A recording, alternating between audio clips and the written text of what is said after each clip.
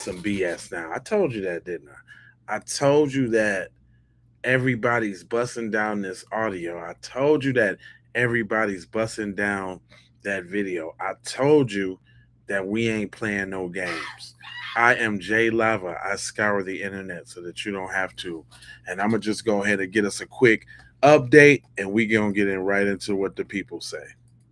Nolan Wells' investigation is taking a very tricky turn because now we're starting to get introduced to all these people that we either never heard about, or we're starting to get conflicting updates about what actually happened. Right. So as you listen to the dispatch phone call to Cito, not a 911 call, please stop calling it a 911 call. They did not call 911. They contacted Cito because that was a private boat towing business that I believe it was Wyatt's grandfather have. I don't remember if it was Wyatt or Warren that was on the boat calling people. So y'all can keep that information clear in the comments. That's not the focal point. While they're on this call and that individual is on the phone, the dispatch can obviously hear all the commotion in the background. But if the transcription of that particular phone call is actually accurate, they are calling somebody by the name of Bart. And you're probably trying to figure out who is Bart. Mm-hmm. And in their reference to Bart, we later found out that Bart apparently is a football player that is trying to remove himself from this situation completely. But Warren, his good friend Warren, has brought up his buddy Bart. And so Bart is alleging that he wasn't there that day. However, there's confirmation that he allegedly was on the boat or something like that. Now, with that in mind, Warren has referenced that Warren contacted Bart about the boat sinking and the thing being broken. Mm-hmm. And Bart was like, oh gosh, okay, well then I'm going to just tow y'all. I'm going to connect y'all to my boat and I'm going to tow y'all. So Bart, how was you going to be able to do that if you wasn't there? And why you ain't have a conversation with Warren to clear up the fact that you wasn't supposed to be there, babe? See, this is why this don't make no sense. Also, it appears that TMZ is now saying that it's apparently confirmed that Nolan, in fact, was not on the boat. And apparently they confirmed that by an appropriate source. The other thing that's swarming around is like this whole concept around Ben Crump did not want the cadaver dogs to search the boat. And a lot of people are saying, well, what was he trying to hide? Why did he not want the cadaver dogs to search the boat? And ultimately, from the explanation that I've received in a deep dive, it appears that the cadaver dogs could jeopardize the integrity of the investigation as it is. And so he didn't want to jeopardize that.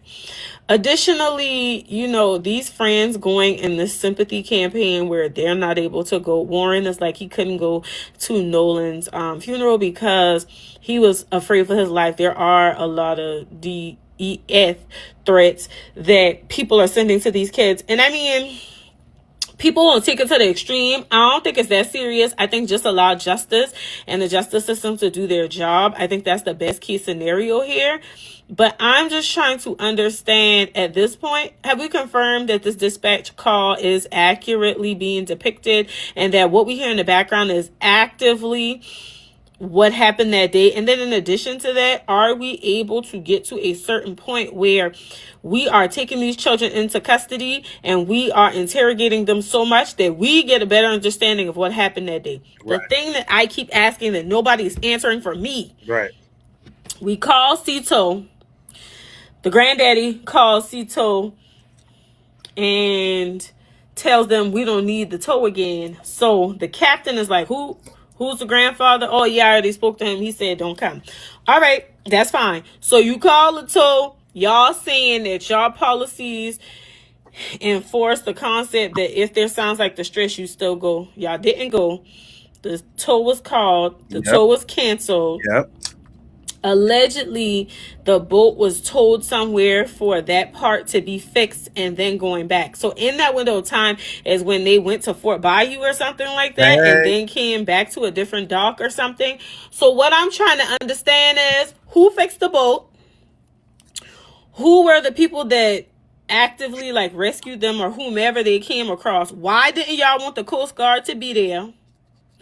Were there any other boats involved? Because somebody had to help y'all in that hour commute that y'all had and what happened then. In addition to that, I keep saying it is my understanding that the cell phone service there is very sketchy, but somehow everybody was able to use their phone to call somebody. Right. Okay. My next thing is pull everybody's cell phone records, but what you need to be pulling is Find My iPhone, and you also need to be pulling Snapchat and all them other apps that track GPS. Because Exactly. here's where I feel like we cracked the case. You know how in the murder trials they were using his cell phone data to identify like where he was at certain points at certain times because it tracks location at specific times and it can pinpoint things, and then the phone miraculously like stopped tracking certain behaviors and all that type of stuff. I need the forensics on everybody's phone, Right. including Bart. And let's Especially Bart. compare where all these people were in close proximity to each other. Because even if Nolan was left on that island and them children was in that water, it would show two different locations. But if they were close together, they'd all be at the same coordinates. Yep. That's all I have for today. Justice for Nolan Wells. No, you broke that Nolan down. Wells' investigation is No, you broke that down. I like to get her updates. She be coming through with the updates on it. You know what I'm saying? That's for everybody that's just catching up, right? Shout out uh to Miss Fossey Butterfly that just said Willie D said he had a picture of Katie. I'm trying to check that out. I just found something real quick. Let's check it out real quick. I'm gonna go off the beaten path real quick because I want to see what's up with this information. But check him out. Remember, Warren said Nolan was cradling Katie. Mm-hmm. Warren also said that he said something slick to Nolan when he saw Nolan with the girl. Man, But he didn't say, man, did I say all of this or what though? I mean, y'all got to give it up to the boy. I've been saying the same thing that everybody's saying the next day already. the girl's name. He just said he saw him with this girl and he said something slick to him. And, he just he said, I was just joking, And he said, he told Nolan, man, you crazy. He said, dude, you crazy. Yeah. As if to say, you crazy, man, messing around with this dude's girl, man. You know how that dude is, man. You crazy for doing that. You wild. It has also been revealed that on the 4th of July, this so-called best friend of Nolan Wells was trying to purposely leave Nolan behind at home. They didn't even want Nolan on the trip with them. Perhaps it was because they knew Bart would be there. Maybe they thought or knew Bart would be looking for some trouble. Who knows? Maybe they thought, well, we know Nolan be messing with Katie, and we know Katie is Bart's old squeeze. Don't know if they were still together, supposed to be still together, trying to work it out or what. But at some point, they were in a relationship. Maybe Bart didn't know how to let go, or maybe he got jealous because, oh man, this the coldest one right here, y'all. Maybe Bart got jealous because this white girl that he loved at least once in his life was now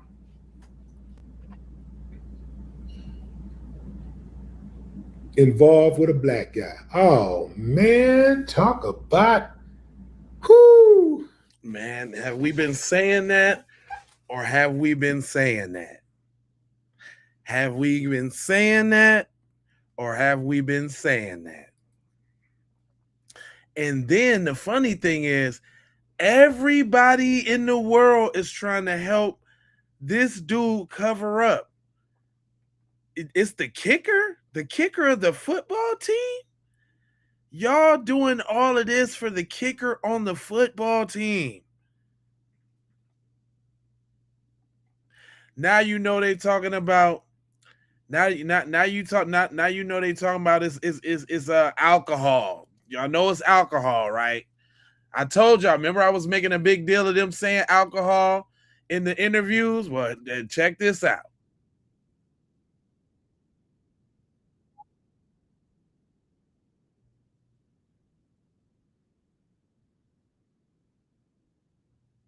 Uh-oh.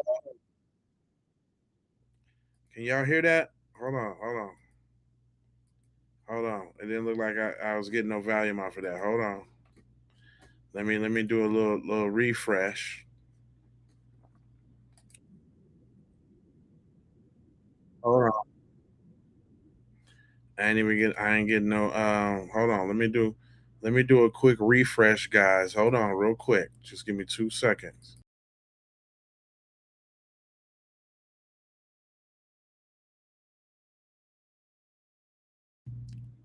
Oh yeah, yeah, yeah. Sometimes you gotta do a quick refresh. You did? Hold on. Let me get on back. What's up with everybody in the hen house though? How y'all feeling? See, I had to promise to come back. I told you I was gonna come back, so I'm back in the house. I'm back up in this thing, and we gonna rock it out tonight. Tonight is going down. All right, come on, Sammy. General Lynn Fitch says those threatening Nolan Wells' investigation will be held accountable. How about holding the people accountable who did this to Nolan Wells? Isn't it amazing how much they're coming after people for trying to just bring awareness to what happened to this poor kid and trying to figure it out? She said efforts to intimidate, disrupt, or interfere with the work of our law enforcement and prosecutors and threats to their well-being will be taken seriously and will hold those who make them accountable. So y'all already know who the next devil's gonna be, right? If y'all don't know, hold on. Let me show y'all. Everybody in the squad has become a devil, thanks to yours truly. So if y'all on social media and y'all see these devils, just know they came from here. But we got Tristan or Tracy. Some damn devils. It ain't no other way. They all devils. So we got Tristan. He's a devil. We got Bart. Bart is a devil, right? We got the Attorney General. Straight devilish. She is. We got the whole squad. Don't worry about it. We got Tate Reeves, the big horn devil in charge, that said it was no foul play after he didn't know, wasn't no facts about the case. Even the little chief medical examiner, he catching strays too. His name is Mark Levine. He's a devil as well. We got the Mississippi coroner. His name is Bruce Lynn Jr. Bruce Lynn Jr. is also a devil. Then we got Sheriff Ledworser. His name is Ledbetter, but I call him Ledworser. Sheriff Ledworser, who came right out and said that there was no foul play right off the top. Right off the top, no foul play. Sheriff Ledworser. The only reason I'm doing this because I want y'all to put these faces with these names, okay? So that's Sheriff Ledbetter. Then we got Morgan, who was out there on the boat. He was in the picture with Nolan Wells. This was he was one of the dudes in the original picture. Morgan, right? Dweeb. Then we got Eli Jax. When y'all be hearing that name Jax going around, Jax, it's this nigga. This dweeb right here, Jax. Okay. Then the one they really be talking about, the one whose boat it was on, Bad Suit Wyatt, County Bluebell, musty bow tie by Wyatt. That's another dweeb. That's another one of their friends. Also a devil. Because they know what happened to Nolan Wells. You understand what I'm saying? Eric is the one that was on his right side. Also on the boat. Little pizza face Eric. Another devil, another dweeb. Okay? Then we got the apple of everybody's eye. The apple. The one they doing it for. The one they got the cape on for. Mrs. Katie Devilish Mayo Buns McCormick. That's her. That's who they. So this was supposed to be Bart's chick right here. Bart was supposed to be on this one. And then last but not least, we got fake friend Warren the Devil Hudson. Warren the Devil Hudson. And it all, just so y'all know, it all got kicked off. Hold up. The reason why they questioned in the autopsy, right, is because of the devil, Stacy Turner. Stacy Turner is also the devil that has also marked some black men's cases suicidal and inconclusive. She's already done that.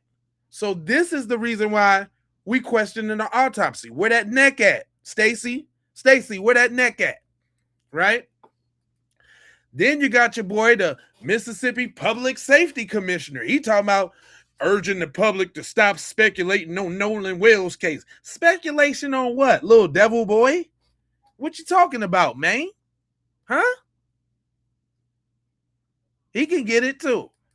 Then we got the head devil in charge. I think the one that's quarterbacking everything, the one who had her number on the tip hotline, the one that's trying to block and weave,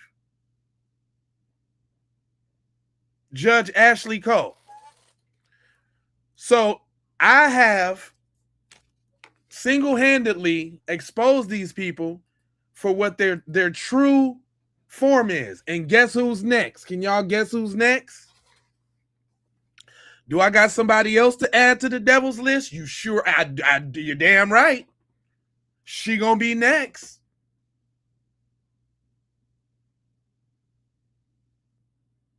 Thank you for the jewels. Oh yeah, she gonna be next. This is what we do here. Make sure you hit that subscribe and like that thing. You know what I'm saying? Because we're not playing games over here.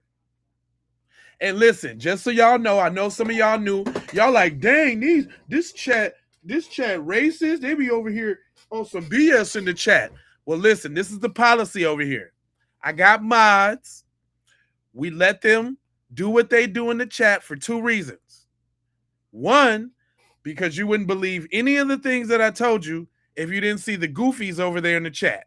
Two, is because, like I say all the time, it's the yin and the yang of this, right? As much as we out here fighting for love, truth, peace, freedom, and justice, as much as we out here fighting for love, life, loyalty, knowledge, wisdom, and understanding, we are always going to have those devils, those demons fighting for chaos, destruction, disorder, mayhem, turmoil, all things bad. So we need them. It's the yin and the yang. We need them. Where would we? How would you know what light is if you didn't see dark? So the dark is in the chat. And we've also deduced that they're workers. We got some dedicated workers to the channel that can't help but come back. And every once in a while, you'll see me clown them a little bit, but we on the program right now. But she's next, y'all. That's the next up on the devil's list. So y'all will see her. I promise tomorrow's program, we're gonna see what kind of AI turns this devil into. Okay? Again, why don't you hold the people who did this to Nolan Xavier Wells accountable? Why don't you hold the governor accountable? Why don't you hold the DA accountable? Right. Why don't you hold Sheriff John Ledbetter accountable? All these people that I just showed you that are devils. Stacy Turner, the medical exam.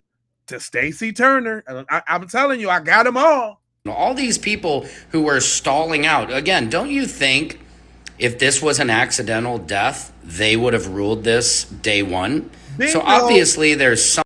I said that if this was a drowning, if this was accidental, they would love nothing more than to say, oh, there you go. Just a dead little Negro. Hey, nothing to see here. Told you.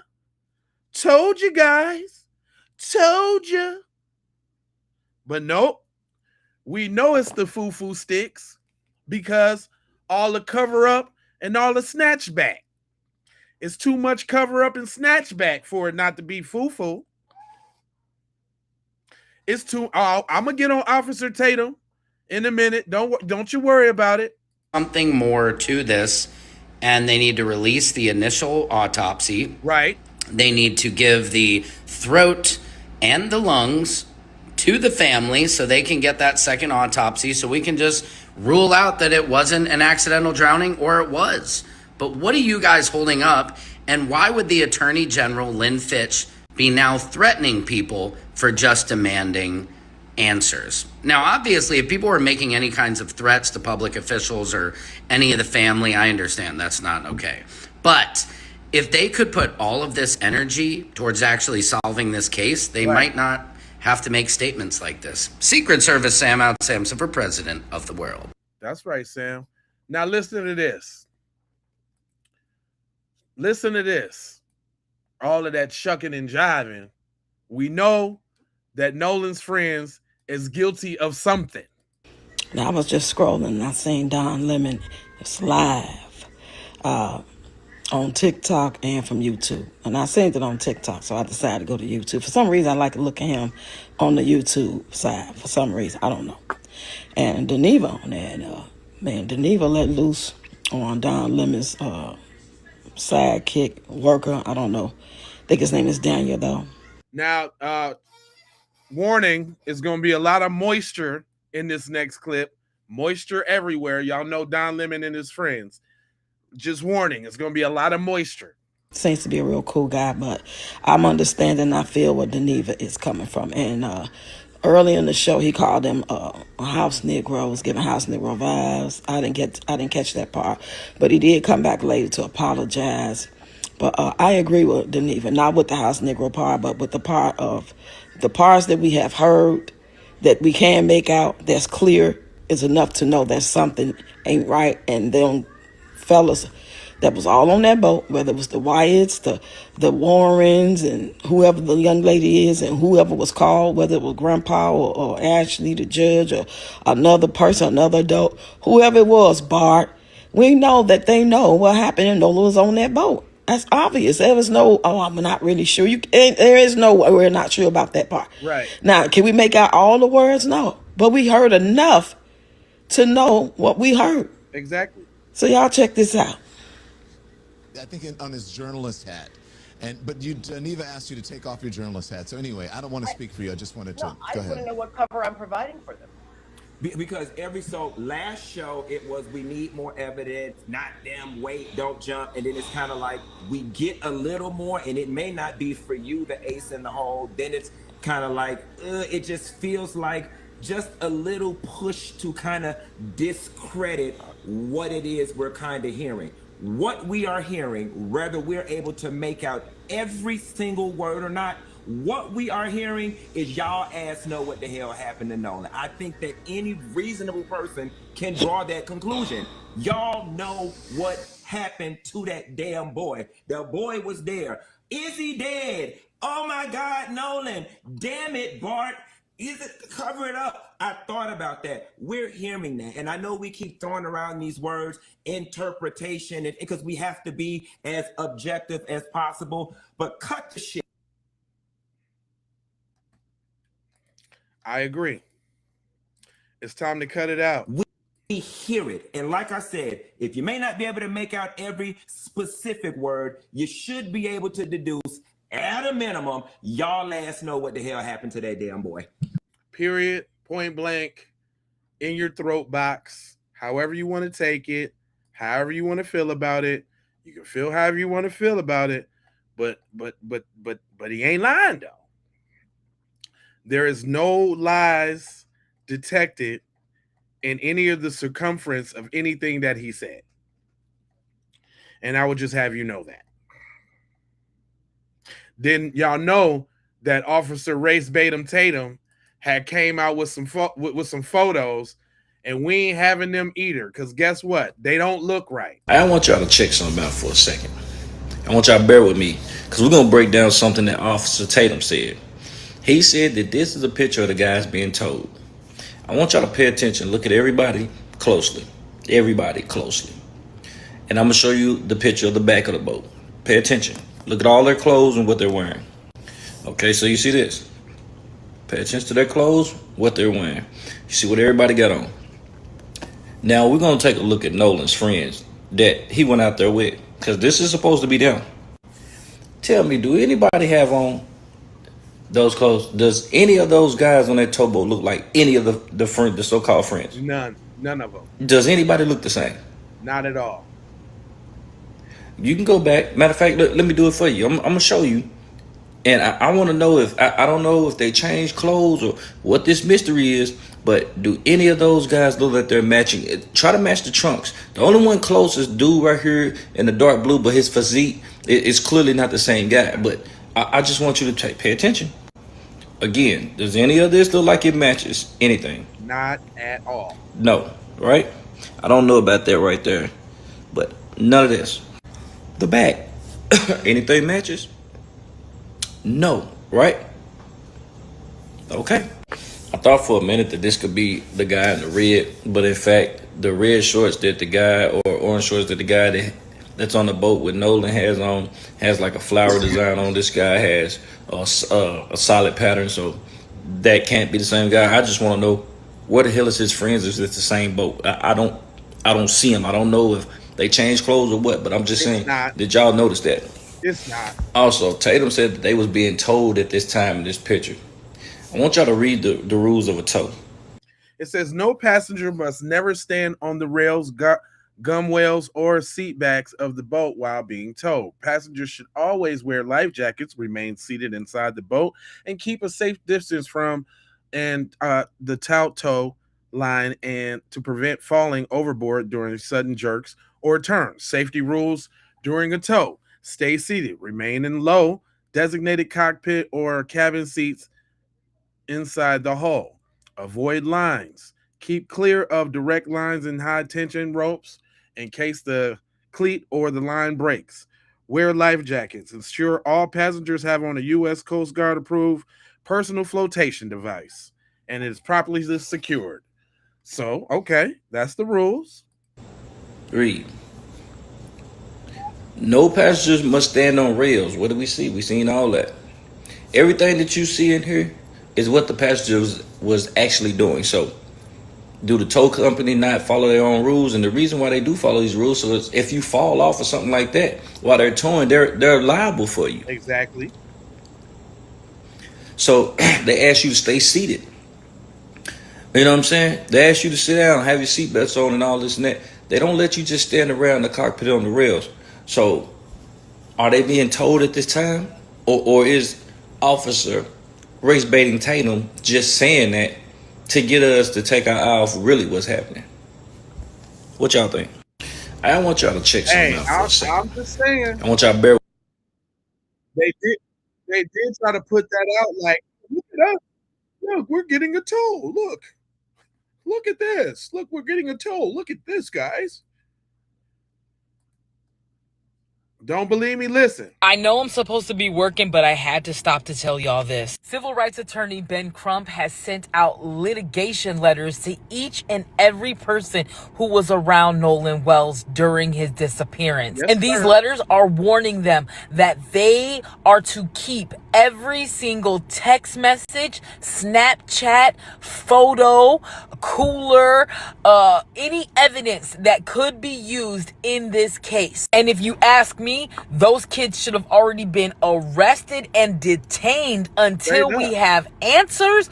But at least this attorney is taking the necessary steps to try to preserve any evidence. I know they're trying to spin this narrative that Nolan was drunk, but baby, Warren already messed that up when he said that Nolan was fine. This media blitz that people like Warren and Tristan are out here doing isn't working in the public. We don't believe it. And that smear campaign that TMZ is on, we definitely don't believe that one. These kids may have lawyered up already and deleted their social medias, but baby, let me tell you, all of that is going to be retrieved. And when this case gets cracked, they are going to be held liable. We are not going to stop. I know. Now. You know, I refer to Kim sometimes when she ain't cursing up a storm, cause she be breaking down like the psychology of them folks.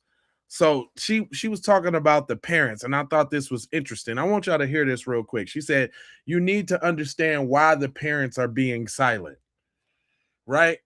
And she's saying something else, but to me, she's saying how the good old boy network really works, and how the intricacies. She's saying something else, but if you hear what she's saying, you hear what she's saying. Listen to this. I need y'all to understand why it's like this, okay? I need y'all, take for instance Mr. Dean, okay? Take for instance his position. You really have to understand this. And it's not like I'm trying to like let the parents get off. This community is very dangerous, okay? If Mr. Dean would say something, they know where he lives. His whole family's in jeopardy, and in serious jeopardy. I'm not talking about reporting a post, okay? This is literally their lives on the line if they say the wrong thing. So I bet a lot of these parents, you know, are shitting their pants. They don't want to be involved in this, but they're being pressed to be quiet. They're being pressed by all the powerful people in that town because they will go right to those people's houses and kill them. Okay? They will run them off the side of the road. They will sideswipe them. This shit happens. These families can't say nothing. Do you understand that? I'm not taking up for them, but this is why.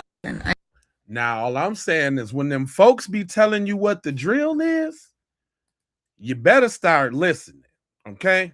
Because if y'all notice, y'all ain't seen, man, when have you ever seen them folks speaking up so much about like this here case or about something to this magnitude? Them folks is coming out the box. Do you understand what I'm saying? Look, hold on. Let me give y'all an example. It's not only the females, it's the males too. Hold on, wait a minute. Remind the torrential downpour on my face, just left the gym. But the last couple of days, I've been bouncing in and out of different TikTok lives, taking part of discussions that are typically centered around Caucasians. There's a lot of talking points that come up a lot, but there's one in particular that comes up the most, and it's one that I want to make a video on that can go uninterrupted. This is going to be strictly factual. It's just nice to be able to speak truth without some mouth breather interjecting their emotions to overcome factual statements. The one talking point that I see come up the most is, can Caucasians experience racism?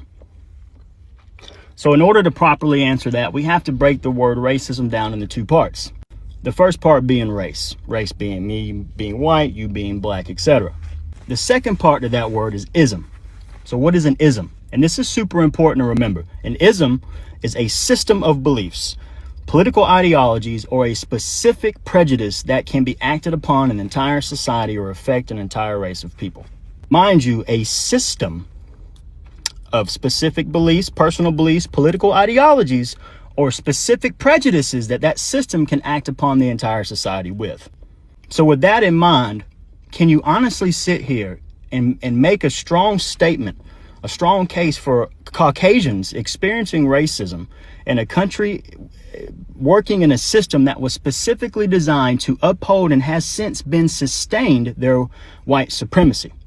The answer to that is there's not a system in place that exists, nor has there historically been a system in place that existed that depicted white people as victims, that held white people down from finances, from educational opportunities, from high-paying jobs, none of that. That just...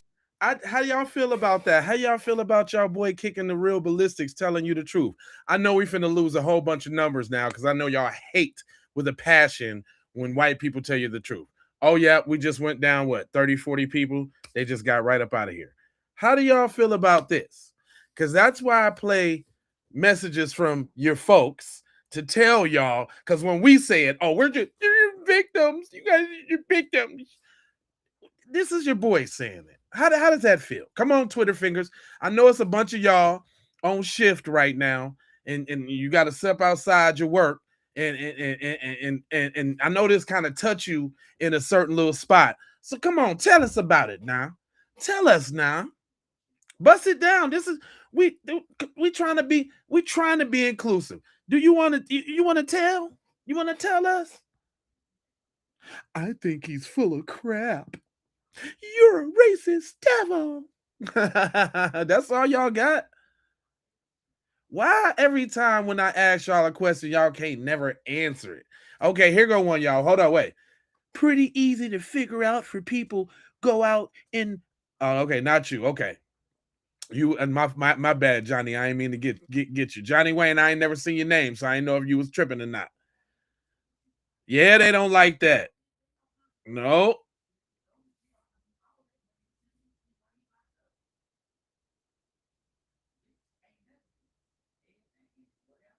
I was just trying to give y'all a little chance to for a retort. I don't see anything. All right, so I'm gonna go ahead and let that go. Go ahead and let him cook. Simply doesn't happen. See, where Caucasians get fucked up at in this whole speaking point is you're confusing what it is to experience prejudice or discrimination for racism. Meaning you have anecdotals, right? Maybe you got discriminated against at your job because you're a male or because you're white. Maybe somebody called you a cracker or a honky or a snow roach or 8.5 or a sun dodger. Stormtrooper or a cornstarch warrior. At most, your feelings get hurt. That's all. That's all you get. Little feelings hurt. You get a little tap on your bottom, and it don't feel. Look, I lost about 100 people when I said that. They can't stand that. Ooh, they be jumping up out of here. Man, you know what I notice about these numbers? They be in here watching like a mug, but they be getting in their feelings when they start hearing about themselves. They be getting in their feelings. If you know, you know. What's already known ain't got to be explained. Cornstarch warriors, I caught that. I liked that one too. I liked that one. I was like, I'm gonna have to tuck that one in there somewhere. I'm gonna have to tuck that one. Cornstarch warriors, I'm gonna have to tuck that one.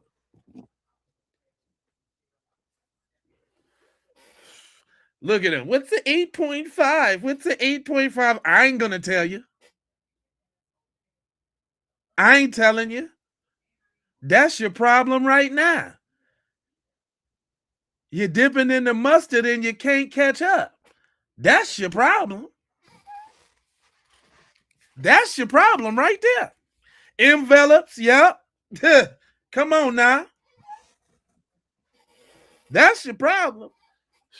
You're always trying to know something. You're always trying to know something with your nosy ass. Or because you're white. Maybe somebody called you a cracker or a honky or a stormtrooper or a cornstarch warrior. At most, your feelings get hurt. See, that's anecdotal. It doesn't affect an entire society as a whole. In order for that to happen, there has to be systems in place to oppress you, to take those stereotypes that you get put upon, to take that discrimination that you experience, that anecdotal discrimination you experienced, and widespread it across an entire race where it holds you down. So is that what's going on in this Nolan Wells case, y'all? So what's going on in this Nolan Wells case is these little 8.5s over here in the comments mad because we looking at them all, we giving them all the devil side eye. Oh yeah, that's why they're mad.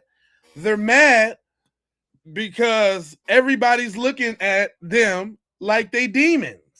And they're like, no, man, that's not fair.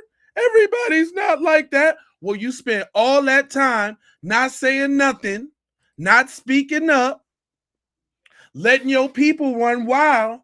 And now that we calling your folks out, you don't like that.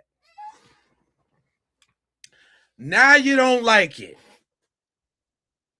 Now we're not being fair. Now we got to wait for all the facts to come out. Why don't you guys wait till the investigation concludes, you know? Just all the facts to come out. No. Even mad. Listen, y'all, they even mad because you got the nerve to have the conversation with your cheering talking about don't go around these folks. They're mad about that. What do you mean don't go around us? They might come up dead when they're around you. What you mean what I mean? What do you mean what I mean? We're not all like that. But we all on food stamps though. But we all EBT though. We're all lazy. We're all victims. That it works both ways, bro. It works both ways. And I think y'all feeling that right now. You feeling it. And guess what you're going to have to do? You're going to have to hold this L. You're just going to have to hold it and cradle it. Just like Nolan was Katie's buns. You're just going to have to cradle that.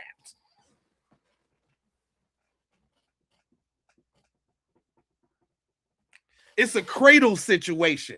It's time for you to cradle it. That's what you do. You know, it's time for you to do some cradling.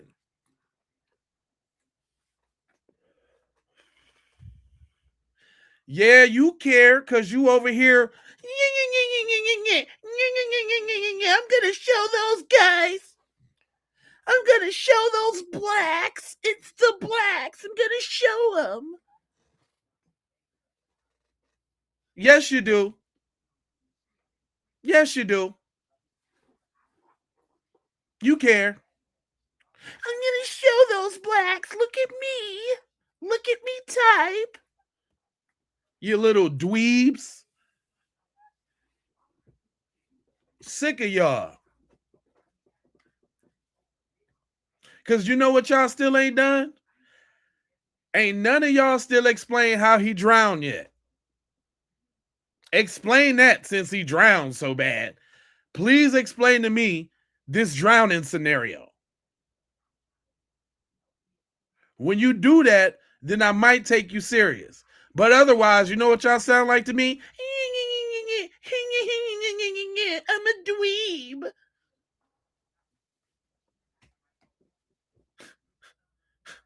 All of y'all. Especially you workers. Island Charles, that's what's up. Welcome to the family, bro. This is how we do. Yeah, crickets like a mug. Neon crickets. Hey, and I always lose a couple hundred people, but you know what the beauty of YouTube is? They're gonna send a whole nother wave of dweebs in, and I'm gonna get them again. I'm gonna get them one more time. Now y'all need to hear what your boy's saying, because when they be telling the truth, y'all don't be wanting to listen. Word, Charles, I appreciate that. Y'all need to listen. Let me bring it back, because he was telling you now. Caucasians get fucked up at in this whole speaking point is you're confusing what it is to experience prejudice or discrimination for racism. Meaning you have anecdotals, right? Maybe you got discriminated against at your job because you're a male or because you're white. Maybe somebody called you a which never happens, by the way. That's a little of his whiteness bleeding through, but I feel the message, brother. I feel the message. But that never happened. You might have thought it was happening, but that never happened. That was a slight little DEI little that never happened, bro. But go on. Cracker or a honky or Snow Roach, 8.5. Mayo Mafia. Translucent Salamander.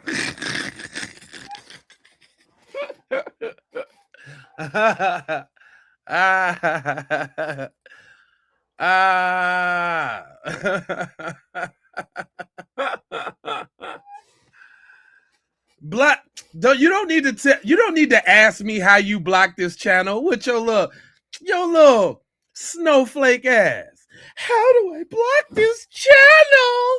Ah! You're a buster. That's what you are.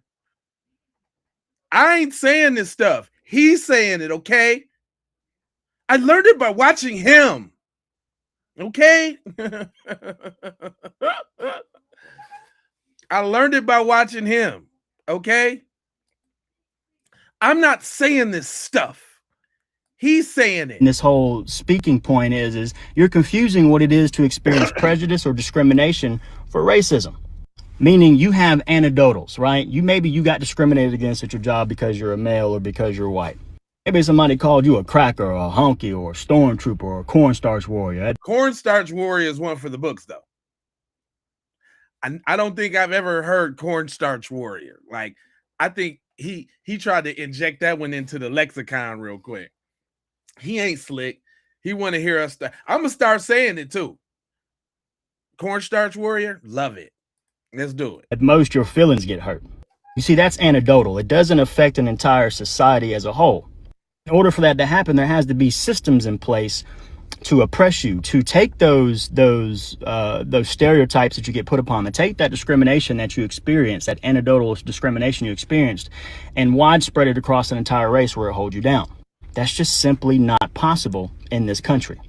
It's almost as cringy as a talking point of trying to say that white people were slaves at one point in time. That's just simply not true. Indentured servants? Absolutely. See, to be an indentured servant, you had a debt that you had to pay off, and you went into a contractual agreement with another individual to pay off that debt. Now, mind you, this was very grotesque forms of peonage, but there's still an end game. Right? There was still a payoff, and that payoff mostly was a ticket to the United States. Sometimes it was a piece of land, sometimes it was livestock, but there was a beginning, there was an end, there was a contractual agreement. You had to agree to do this, to be an indentured servant. Completely different than chattel slavery. You weren't born into slavery. Your kids weren't forced to procreate one another to create babies into slavery. It simply is a mute talking point, and it is the worst deflection Caucasians can come up with to evade accountability. Damn. Just like that. Just like that. Yeah, the truth hurts sometimes. It do. And I try to be fair and give y'all a little bit of truth on the other side of the game. On the other side. Just a little bit.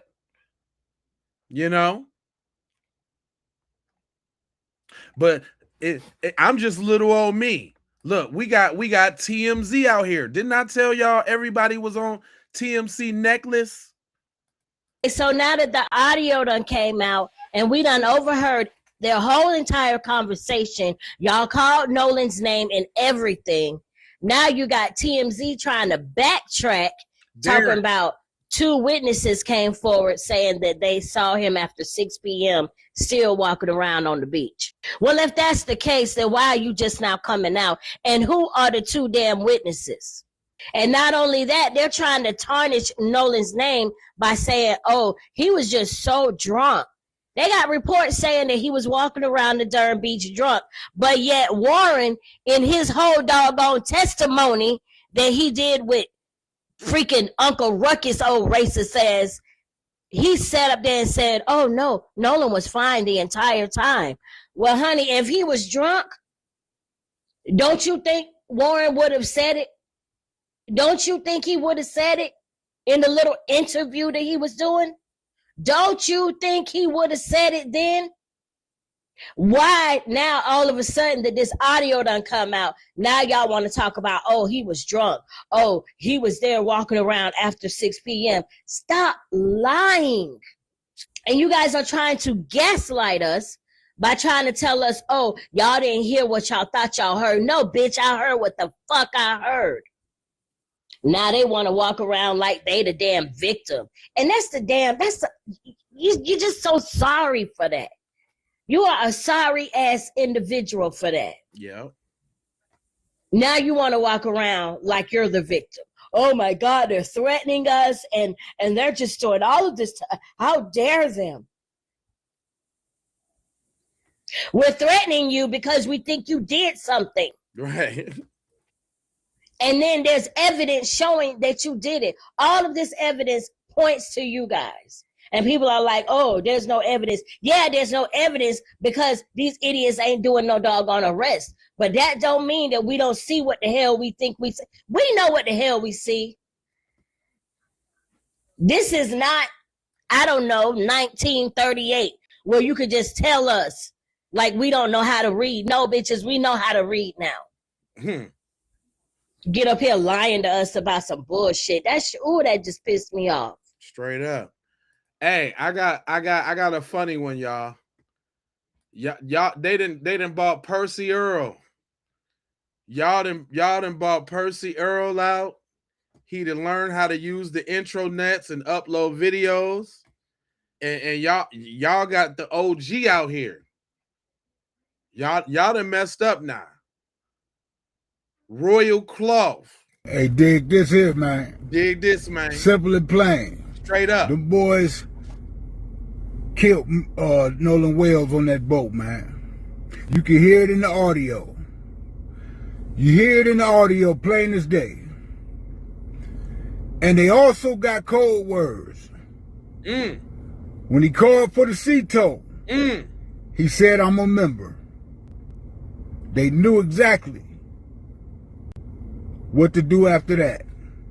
You could hear it in the dispatcher's tone and in her conversation. And as she relayed it to the next person she had called, who had already been on the phone. You did? Just at the same time with the grandfather. Come on. Now, how did the grandfather get involved in this? Come on. To know what predicament they was in already. They locked in, man. They've been operating out of this playbook for centuries now. Y'all done brought OG out the woodwork to drop some game on you. I'm just saying, stop when he lying. OG been paying attention. They know how to cover up the murder of a black body. They know the protocol. From the sheriff to the judge, the boy's stepmama, to the grandfather, to the dispatcher, to the what's them people called? Yeah, the coroner, the medical examiner. Not the National Guard, but the other people. You know who I'm talking about. They all involved in the cover-up. They locked in. They tied in. Everybody involved is heavyweights. Y'all did not. I've been telling y'all that thirst them folks got, that thirst ain't went away. OG trying to listen now. OG trying to bust it down for you. But the cat is out the bag. The audio proved it. They was killing Nolan Wells while they was on that boat making that call. And he was deceased. Period. Point blank. Why involve race? Because this country, let alone Mississippi, come on, has a deep-seated history of racism. It's in the DNA of the system. That's right. Best believe that. Let's not drop the ball. Let's not let this fizzle out. Apply the pressure. Continue to apply the pressure. As Willie D say, on these uncivilized mutts. Hey. He quoted Willie D. Nigga, I ain't heard Willie D in so long. But OG was spitting. I ain't heard him in a long time. But y'all done brought Percy Earl out the game to sprinkle you one time. If that's the last thing he do, he about to sprinkle you with some game. You better heard what he said, boy. So not only TMZ, but now we got ABC. ABC is in on the cover up too? Say it ain't so. So y'all, this is exactly why so many people have lost trust in mainstream media. I just watched ABC News coverage of the Nolan Wells case, and something immediately stood out to me. They're playing the audio without the background noise, and then they're repeating the friend's version of the events as. And they playing the one without the background noise because they trying to disqualify the sister. And I got a whole post of this racist chick who tried to put the sister out there who made the audio. Did y'all know that?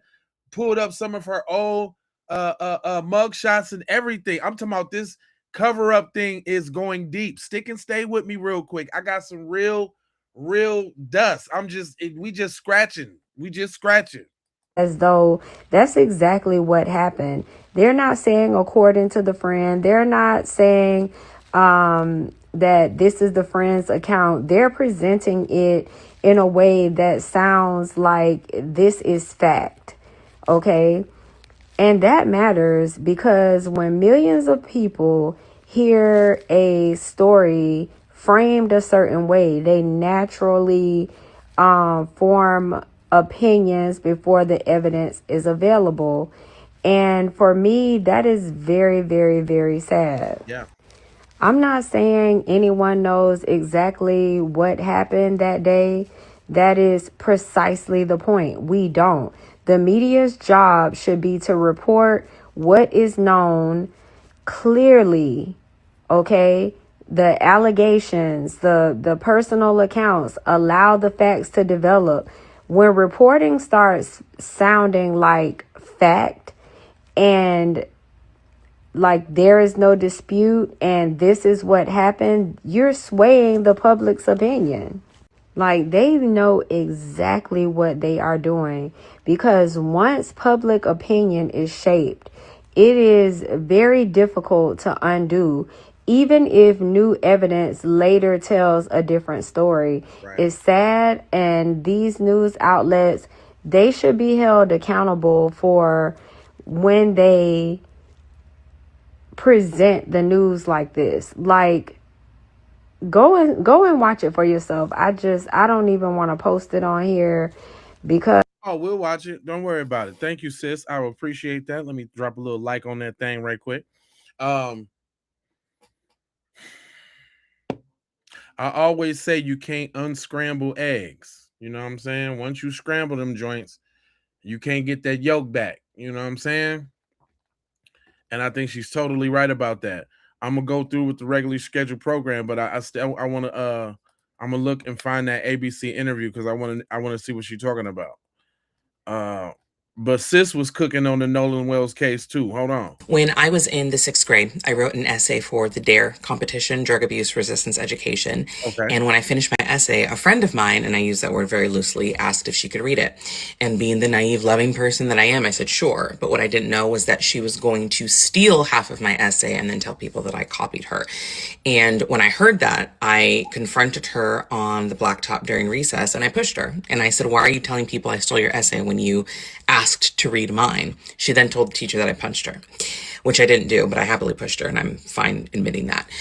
Neither of us ended up really getting in trouble, but if I remember correctly, both of our essays got pulled from the competition, which I was obviously upset about. And that was actually the beginning of a long string of events with this particular person. But I bring that up because the reason she was so easily believed by our teachers is the same reason that these boys around Nolan Wells are being believed right now. When you grow up in a predominantly white area, a lot of people are never taught accountability. They're not taught that they have to tell the truth. They're taught to keep the peace, and they're taught that the rules were made for them. These boys have no reason to tell the truth. Right. Because no matter what, they know people will believe them. The accusations now that Nolan was heavily drinking are specifically designed to blame the victim. We do this all the time because of the way the systems in this country work. When it comes to patriarchy, when it comes to race, when it comes to culture, there is one dominant demographic that will always be believed no matter what the story is. Mm-hmm. And even after the truth does come out, there's never really a retraction. There's never a real apology. It just kind of goes away.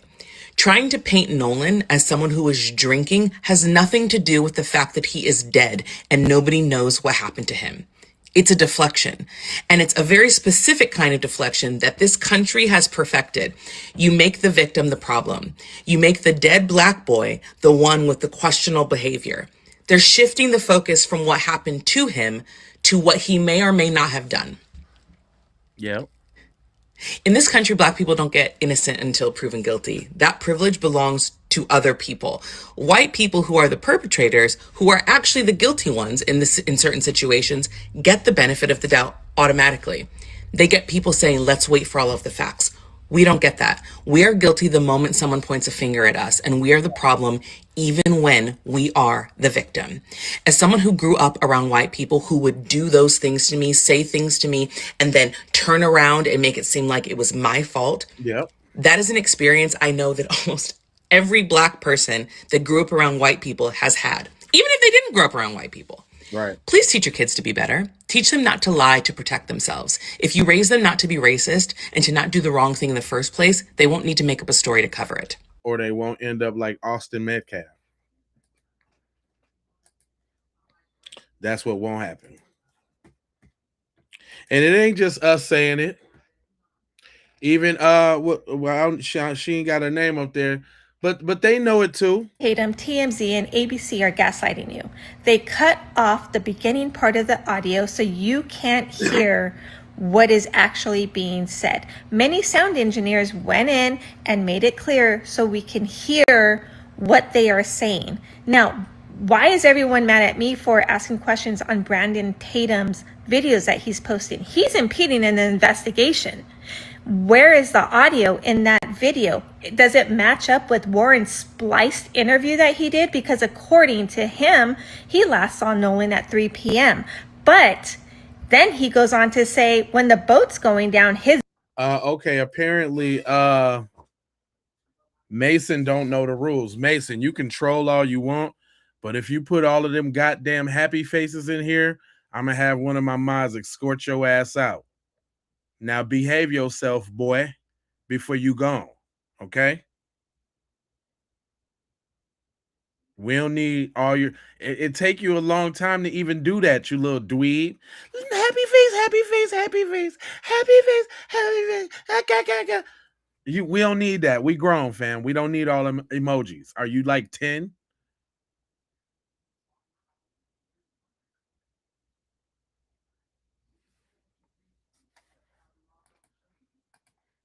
buddies are saying, Nolan, get the F on the boat. Well, can you hear that in the audio? Is that before or after? Because they also said there were 3 boats back. Not to mention, we can hear Bart being called out, who wasn't supposedly even in the area for over a year and who is also supposedly dating Katie before. And look at that. I went through all that without making it a race thing.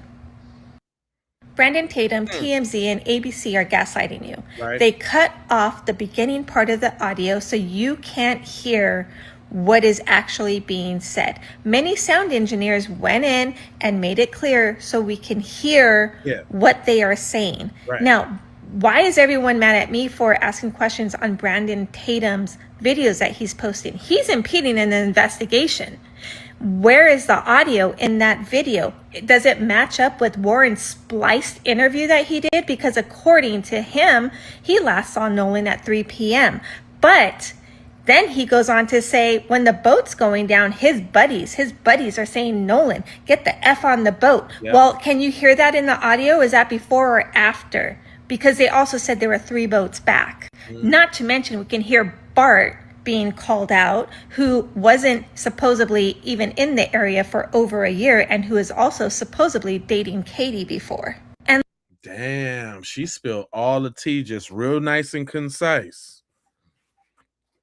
That's see, now we getting down to the nitty. It's coming on now.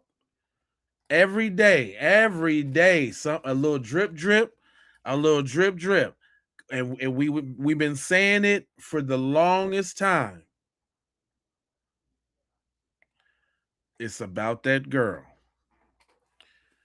Cause and we, you know who gave it away though? It was Warren and it was Trace that gave it away because they both had something to say about Katie.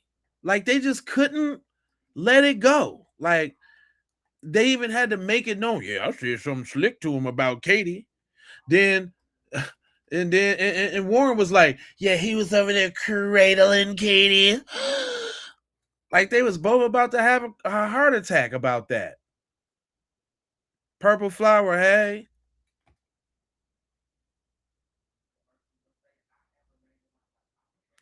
Yeah, man.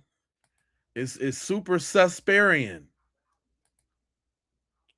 They did it though. We didn't do that. That was them. We didn't listen, y'all. Just let's be clear. We didn't do any of the actions that got them to this point right now. We didn't do none of this. We just observed and we're putting the ones and the twos together. That's all. We ain't do none of this. Think about it. We don't have to jump to conclusions because we can just see what they're doing. The conclusions is right there.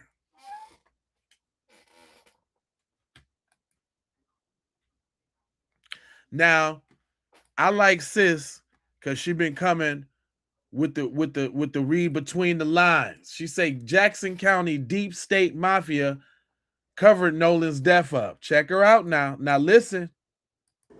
These people are moving like B613 because what we are dealing with is deep south, old money, deep state mafia. Peep this. The reason why everyone's so fucking confused about this Nolan Wells case and the story that they're giving us because it's BS is because from the jump we have been manipulated. They manipulated everybody with lies from the jump. The story does not make sense because this is orchestrated from start to finish. And the cover-up is orchestrated from start to finish because they've done this before. I told y'all, and I like to say this. They didn't expect that the internet the lawyer dude, Al Sharpton, what's his name? Byron Allen, Tyler Perry, Terrell Owens, Colin Kaepernick. They didn't expect all of that to go on, right? Just think about what they thought it was going to be. They thought it was just going to be, it was no foul play, drowning, over and done with. But no, the pesky, we would have got away with it if it wasn't for those pesky Negroes. Right? So I think she on to something. There's a network of people that have covered up murders before, and that is why a call was made to see Toe just to put them in a place that they're not at. Right. They're not at Horn Island when they make that call. They're somewhere else. I said that. I thought that. I didn't voice it yet. But I was like, man, was they even on the boat? Because, I don't know, man. Ain't you supposed to hear, I don't know, some waves slapping up against the boat or something in the background on the initial call? I don't know. I don't know. But I said they could possibly not be even calling from the spot. I said that. A call was made to see Toe just to put them in a place that they're not at.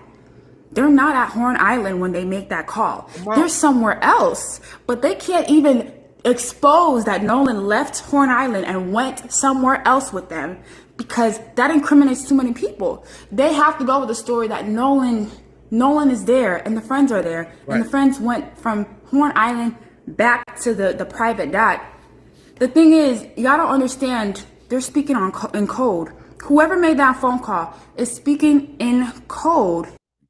How many people's gonna have to say that? We're gonna listen to that call again. But how many people gotta say that? From the OG to Lil Mama. On whole different sides of the spectrum. Understand, they're speaking in code. Whoever made that phone call is speaking in code. Because the way he goes like, yeah, try Jeffrey. And the lady, Vicky, is actually confused. She's not in on it. But she goes and calls the captain, who I now believe, I have reason to believe is in on it. Because the captain immediately goes, oh, I don't really have time to, take on non-members. We're tied up. We're really busy. And she goes, yeah, but he's a member, Jeffrey. The thing is, like, he's trying to play it off because he already knew that the grandpa called. After that is when he says, oh, yeah, the grandpa called and said the son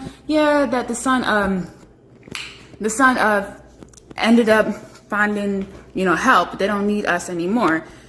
Just the way the pilot is the captain is talking, is giving he's in on the whole thing. Right. Vicky is not. Vicky is trying, she's in emergency mode, because when you say your boat is sinking, that is an emergency. You don't go, yes, the boat is sinking. We want to get this boat unsunk now. Right.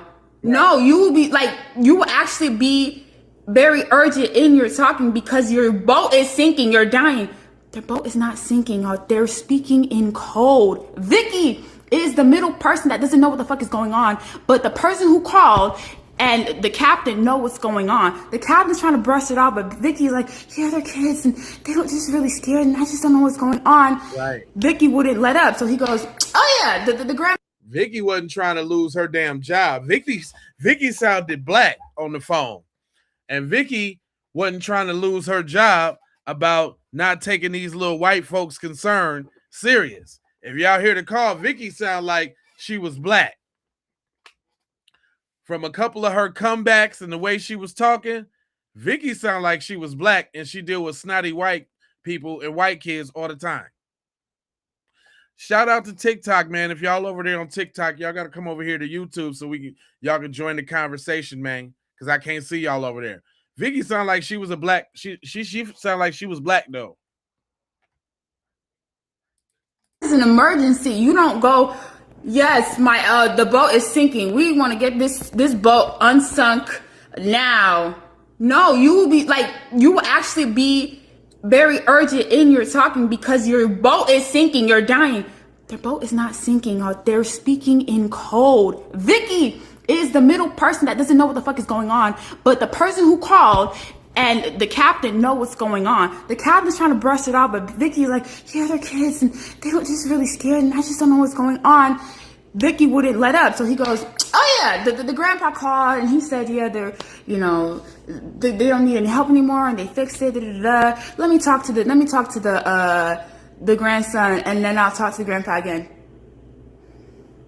The thing is, the guy that called hung up for some reason, but yeah, they're trying to get Vicky out the way. Vicky don't know what the fuck going on. The captain do though.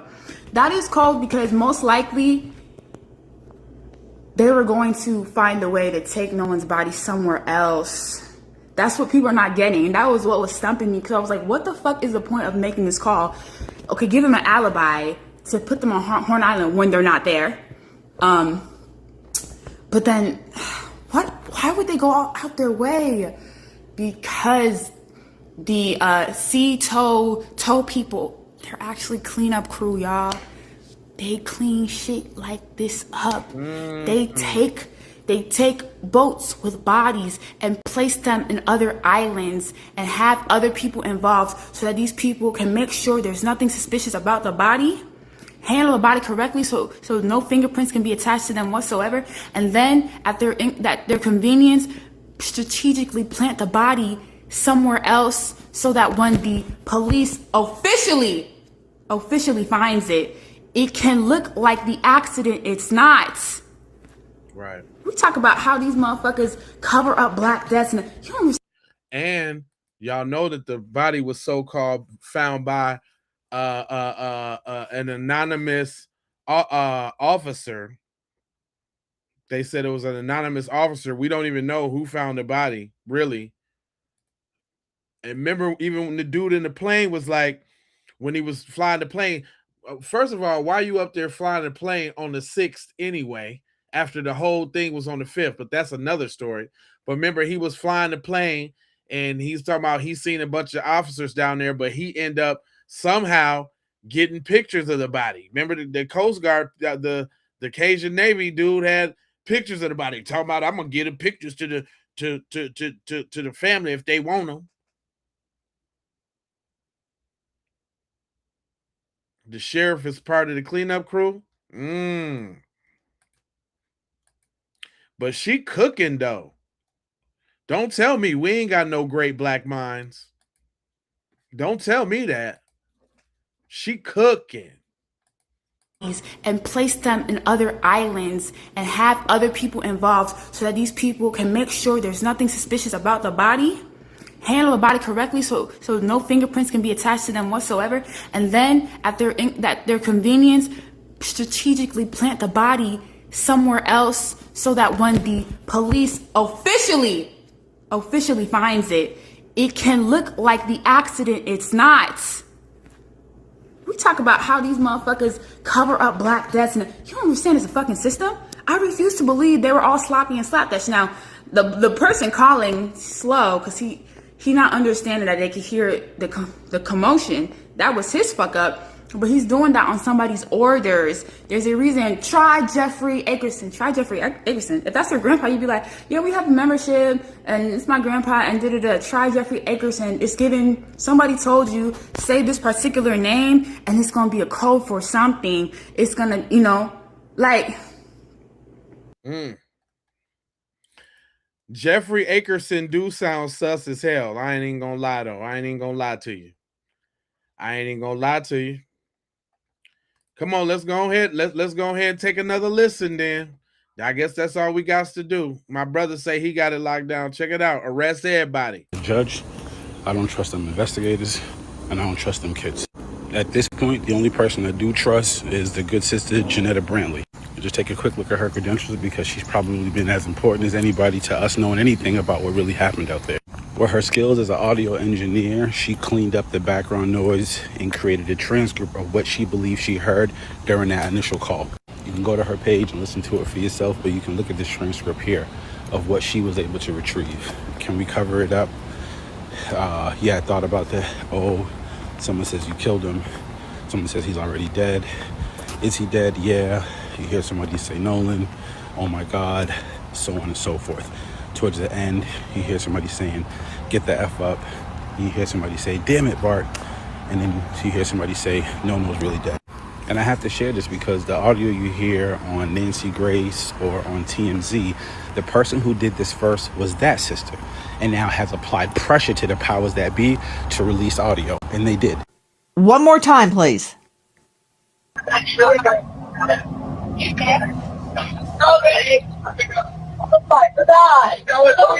Detail assistance, Vicky speaking. How can I help you? Now, here's who released this audio. Nancy, this is coming from the from Mississippi, from the actual official. Okay, when we get into the Mississippi Fish and Wildlife and at the reserve putting this out for the public. This audio is from the Mississippi Division of Wildlife. It's their official audio of that day. Now, mind you, they don't put this audio out until this sister releases the audio, right? Then all of a sudden, the Mississippi Wildlife, they release it. It wasn't the FBI, CIA, detectives, Coast Guard, nobody. It wasn't until that sister released that all of a sudden we got some official audio now. Right. And if this audio is authentic and real, then there's multiple folks that's involved in this cover-up. From the judge, stepmom, to the detectives, to all of them. And on this Tuesday, we still have no indictments, no charges, no arrests. Much love to the Wells family. I don't trust that judge. I don't trust them investigators. And I don't trust them kids. Was he spitting or was he spitting? You can't tell me we ain't got no great minds. I'm just really not trying to hear that. I'm not trying to hear any of that. I'm just you know it just don't make no sense. I'll tell you this though, everybody got TMZ on their radar. I'm gonna tell you that right now. Everybody got TMZ all on their radar right now. Check this out. Hey guys, a huge breakthrough in the Nolan Wells case, okay? TMZ magically, after the first 30 seconds that they edited it out, and the sound was out, it was enhanced, there's all this stuff going on. Go ahead and watch my live. An actual audio-visual veteran of 20 years actually broke down without AI what was true, what was fake, and what was true was horrible, okay? However, conveniently, okay, just conveniently, after new evidence leak, the moment verified audio is literally enhanced and revealed, now TMZ is able to get in contact with all the kids and all the investigators that the district attorney told us to hold off and they can't release information. They're now giving quotes to TMZ. The first 30 seconds were released and sound in house. Also, and keep in mind as we read this breaking story, Nobody is disputing what was heard in the audio. You guys remember when I said this is clean up city and cover up, and as new facts become available, they keep changing the story. Let's get into this, all right? TMZ says evidence shows that Nolan was on the island when the Friends boat left. I said, what's the evidence? A Snapchat, a picture? You better not say two magical witnesses. Spoiler alert, it is two magical witnesses. They said evidence apparently shows Nolan Wells was still on Horn Island when his friends left the boat. TMZ has learned. Sources with direct knowledge on the investigation. Now, remember, the Mississippi DA was like, we cannot release any information or the autopsy to protect the sanctimony. But yet TMZ is flowing all through the law enforcement people getting the deep down on what happened. All right. Sources with direct knowledge of the investigation claims authorities have evidence of Nolan being in the Mississippi barrier island after the boat departed on July 4th, which would be a huge development. We're told at least two witnesses who were interviewed by law enforcement say they saw Nolan on the island after the boat headed back to mainland. That's significant for many reasons. TMZ enhanced the audio of Nolan's friend's frantic call for help when the boat was sinking. And people believe they hear someone saying, is he dead? It's not people. It's actually literally on there. Keep in mind, I will say, when TMZ first came out with the audio, they cut out that first 30 seconds where people were lying, is he dead? Is he dead? Keep in mind, TMZ got that from law enforcement and the Marine. Here's what I'm saying. I'm not saying TMZ is crooked or evil. I am saying that they are mercenaries and they go to the highest bidder, is what I'm saying. But let's keep going. They said, but but our sources tell us people in the boat have heard the enhanced audio and are telling people around them the audio is only panic from the boat sinking. So nobody's disputing what we heard. They're now trying to say that panic, is he dead? Is he dead? Was because they were panicking from the boat sinking. But why were they still on the boat if the boat was sinking? Why didn't they get off the boat? Why did they get on the boat that was actually sinking? Because it started sinking. It started sinking and then they departed. More importantly, right? They say the call is from one of the guys on the boat, Wyatt Preon, not Warren, Wyatt Preon, who called Cito a private tow sources. However, the sources won't elaborate on the specifics of what was said during the emergency call. Our sources also explain that even though Cito was sending a boat to tow Nolan's buddies, a friend in another boat saw the commotion and towed them instead. Okay, so here's what I'm saying. If that's the case, why didn't the grandpa actually alert Wyatt about the change of plans instead of playing cleanup with the Cito company behind his back? It doesn't make sense. Wyatt just got off the phone with his granddaddy. His granddaddy told him to call Cito and said, I have a membership. And then he called the captain and said, never mind, but didn't alert his grandson why they're panicking about a boat drowning. I mean, sinking. Okay. Right. More importantly, and this is important, again, nothing makes sense, right? And also, who's the person that told them? Who's the person that told them? How to get unsunk? I don't believe anything these people are saying. Not at all. And also, the sources wouldn't elaborate on the specifics of what was said during the emergency call. So y'all, TMZ can find everybody on the boat. TMZ knows everybody on the boat. What is this evidence that you say that no one was on the island besides two witnesses that saw him on the island afterwards? Mind you, there were hundreds and hundreds of people. You mean to tell me in hundreds and hundred people, when nobody's going into the island, everybody's just on the beach, you didn't see Nolan, which was probably one of a handful of black men there? Out of 300 or 400 people, no one saw Nolan or even a black man except for two people? All right. Okay. I love the way TMZ is really pushing for answers. All right. They said Nolan's self-described best friend Warren Hudson recently told Officer Django that he last saw Nolan at 3 p.m. that day, but claims he talked to somebody personally who saw him at 6 p.m. on the island. First of all, the sun went down at 7:54 on Horn Island, went completely down. That means it was in twilight around 6 p.m. Who did Nolan say he was going to ride back with? And now you're saying you have a mysterious friend that saw Nolan at 6 p.m.? Who? And also, there is maritime law. Whoever agreed to give Nolan a right back had a responsibility to make sure he was on the island. How in a deserted island and nobody goes past the beach? Where was Nolan? How did a whole island leave with 300 and 400 people and Nolan didn't have a right back? And also Warren, his so-called best friend, had no. He did not care whether Nolan was on the boat or not. Anyway, he insists he and his friends weren't even the last people to see Nolan, alleging there were still dozens and dozens on boats around the island when they left. Okay. He said, his friend group told Nolan to get on a boat when they were leaving, but he decided to hang back. So if you left around 4:30, then how come you guys didn't see Nolan? You're saying that only people saw Nolan at 3 p.m. You had to see them when the friends were saying, Nolan, come on. Also, if you see where the boats are docked, the friends could have not told Nolan to come on without you hearing them scream or even seeing Nolan. Right. Also, you had to tell them it's a best friend. You ain't tell your best friend to come on. All right. Listen, this is just so weird. This whole thing, they need to just wrap this up and bring up charges because it's literally a bunch of morons trying to, as the facts keep expanding, they keep trying to expand their story to encompass the facts, and it's just not making sense. Okay? It's weird. It's weird. It's weird. You know, but Illy Lily on Philly actually said this, and they said this is a wild article with convenient timing. The audio being released really screwed up their stories and timelines, and now they're scrambling and everyone's talking to TMZ.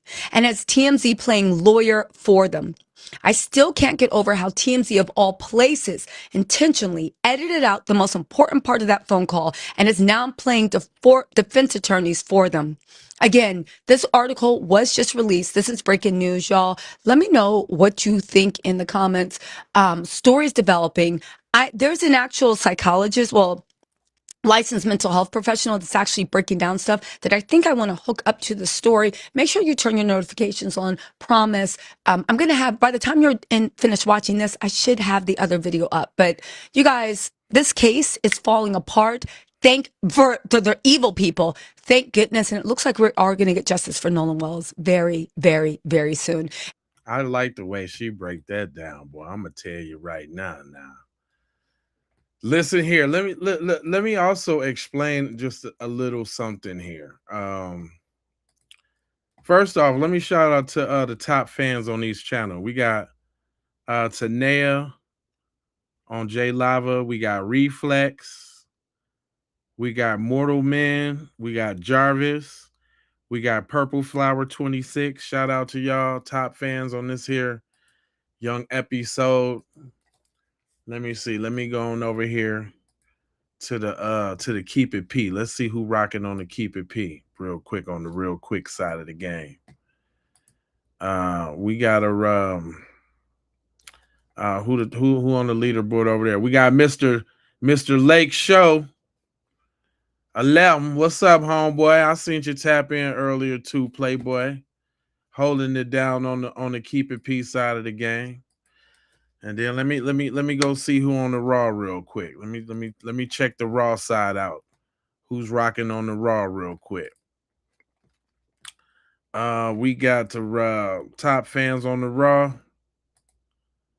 We got Foxy Butterfly, and we got yours truly, beloved. Shout out to y'all in there rocking and rolling. I feel y'all. I just want to, give y'all a little round, you know what I'm saying? Because I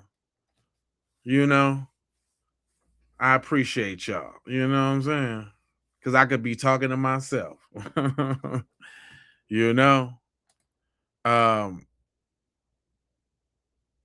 They're really messing up with these pictures, with all of this little information that they coming with. They really, Mr. Lakes, I appreciate you. This fakery that they coming with. Check it out. TMZ and Officer playing in our face. Y'all are playing in our face yet again.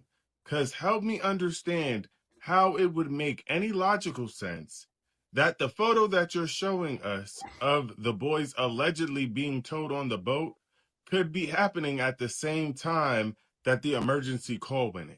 Right. Help me understand. I'm just asking. I just need to understand the logic behind this. We now have new video that shows he was not on the boat after leaving Horn Island. So in the video, you can see somebody on the phone, and there was an emergency call that, was later released. I also find it odd that y'all are not referring to the photo as the alleged photo. Y'all are not referring to the photo of the boys being towed on the boat as alleged. Right. So y'all have confirmation that that is actually from that day? TMZ, who says allegedly like nobody else in the world and has lawyers on their team. Right. Y'all didn't think to say that it was alleged? Right. It's getting weird. At this point, it's getting weird.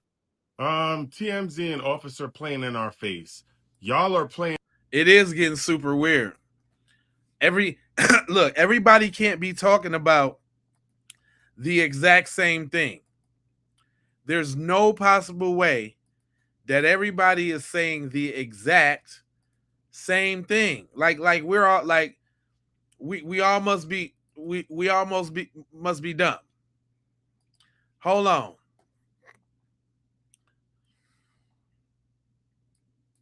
Now we got little hot mama, little Nikki walking down the Ave, and she gonna share a thing or two because she got something to say about the Nolan Wells case.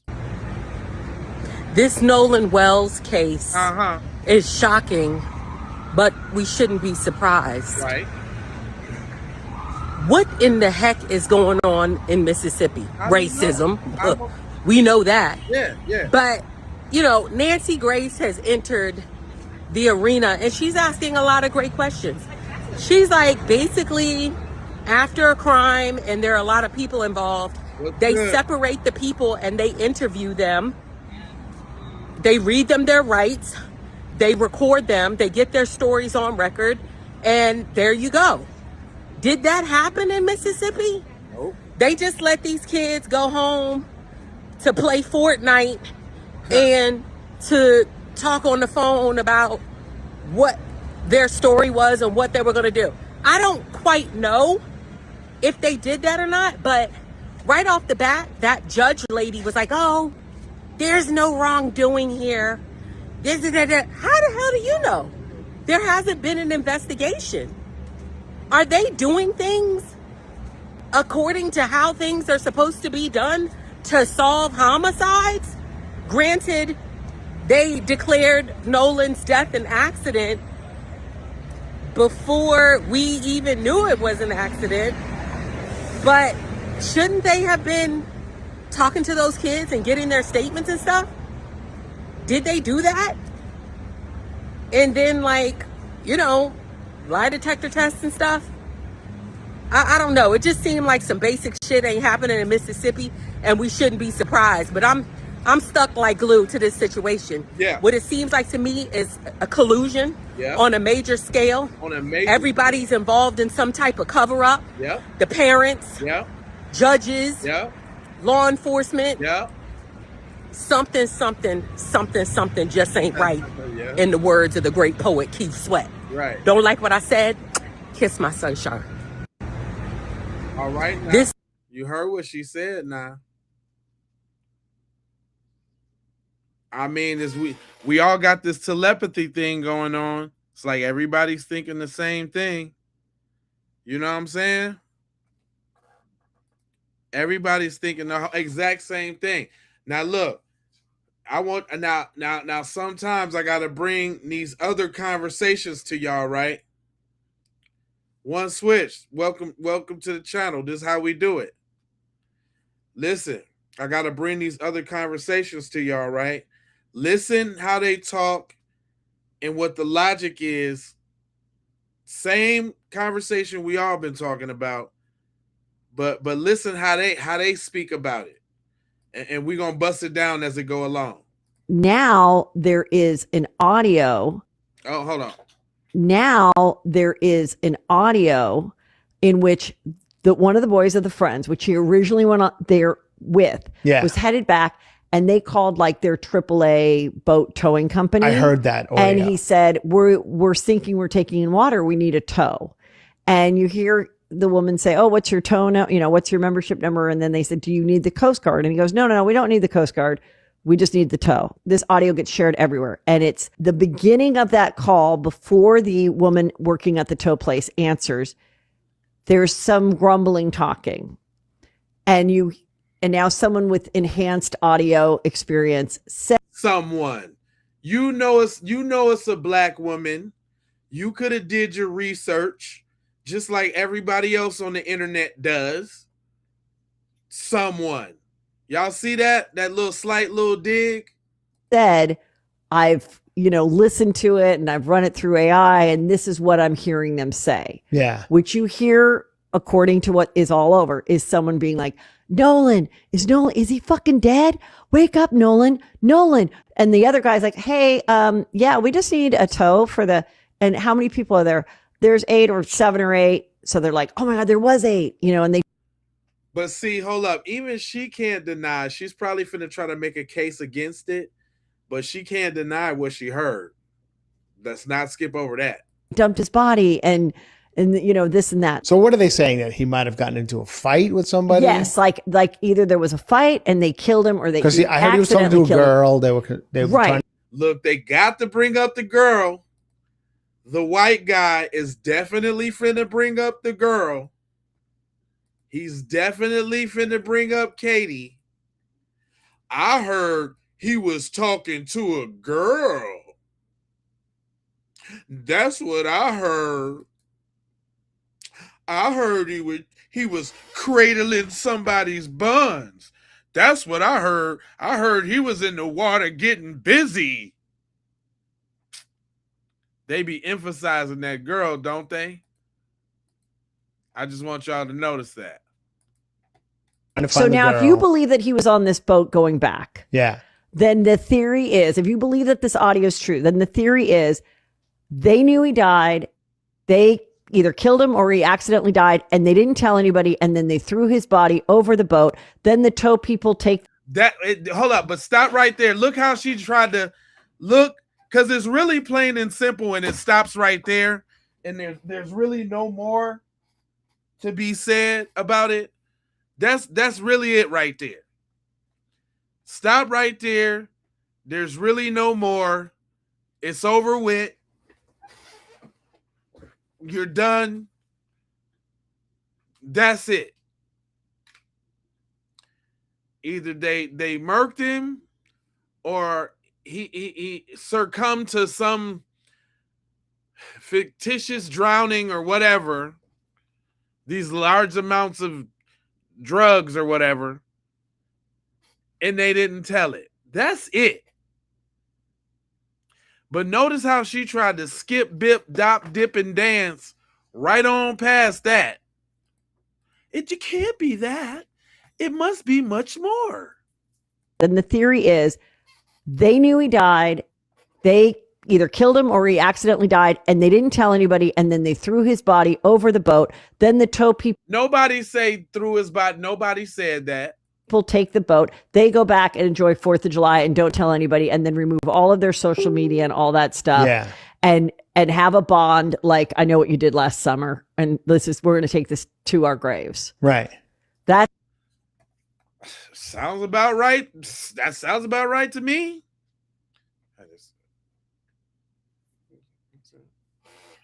Sounds about right to me.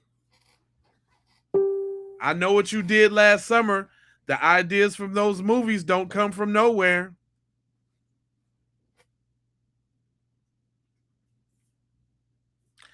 Don't look. She trying to make it seem fictitious and all that. What is this? I didn't know what you did last summer. Yeah, exactly. Mississippi style. What are you talking about, lady? It can't be possibly. I know what you did last summer. Can't possibly be that. And we're going to take this to our graves. Right. That's that theory. The other theory is they removed their social media and all that stuff because they were immediately being bombarded because he was missing for like 30 hours. They're immediately getting bombarded. That was nobody theories but y'all's. The other theory, no, don't try to equate the two because the two are vastly different. That nobody had that theory that. So look how they trying to be the victim now. Because we were getting bombarded and you guys were just how was you getting bombarded? You can't have it both ways. You wasn't getting bombarded until we knew your social media was gone, thus you couldn't get bombarded. Because everybody had a little slither of faith that Cuz was somewhere until it was officially known that he was gone, and that was on the 6th. Then we started looking at y'all funny like that. We was looking at you funny already, but wasn't nobody speaking up. But y'all wasn't getting no damn bombarded. Oh, he's getting bombarded, and they had to get rid of their social medias. You're lying. You're lying. But look at these tactics, though, with the reverse, on the reverse grip side of the game. And now, oh, I'm a victim. They were just getting bombarded. They were. That theory. The other theory is they removed their social media and all that stuff because they were immediately being bombarded because he was missing for like 30 hours. They're immediately getting bombarded from the internet because he's black and they're white.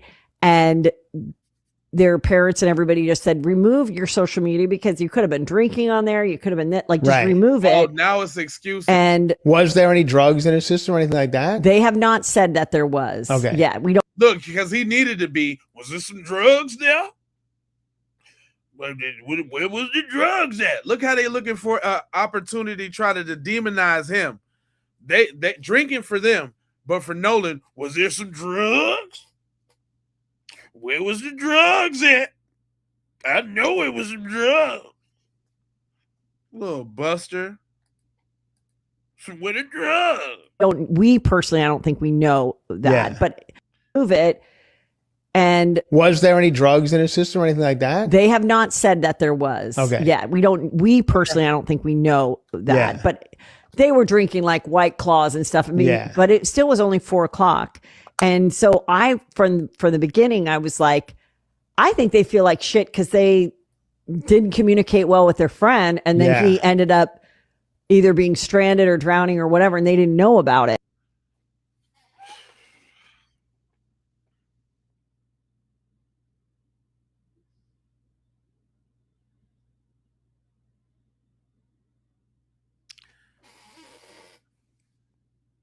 They were so concerned about their friend that they made a world tour with Muhammad, my man, in the same boat that was supposed to be sinking, going down. We in 31 feet of water. We going down. Do you need the Coast Guard? No. Okay. Then y'all rolls all around the world in 180 days. Now, once did you say, dang, you know what? We got Nolan's phone, man. Let's take homeboy. Let's go and see what's up with Nolan. Let's go and see, take him his phone back. We good now. Obviously. Do you see how this snake lady tried to explain for these kids, dog? That's sickening right there. Y'all have a sickness. That's a sickness right there. Did you hear what she said?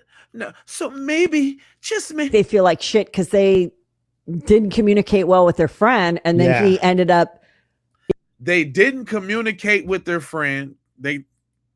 From the beginning, I was like, I think they feel like shit because they didn't communicate well with their friend. And then he ended up either being. And he's like, yeah, that's it. Yeah. And so from the beginning, I was like, I think they feel like shit because they didn't communicate well with their friend. And then he ended up either being stranded or drowning or whatever. And they didn't know about it. But other people would say, no, they know. And they're staying silent. Exactly. And this was a big cover up, whatever it is. And why isn't anyone just telling the truth? I personally just don't think that 7 to 8 kids. Somebody cracks when you got But 7 it's or 7 8. or 8. I mean, 7 or 8 kids is a lot. That's what I'm to saying. not have one person go, I need to tell you what fucking happened. Now, You know how y'all be on code. Shut up.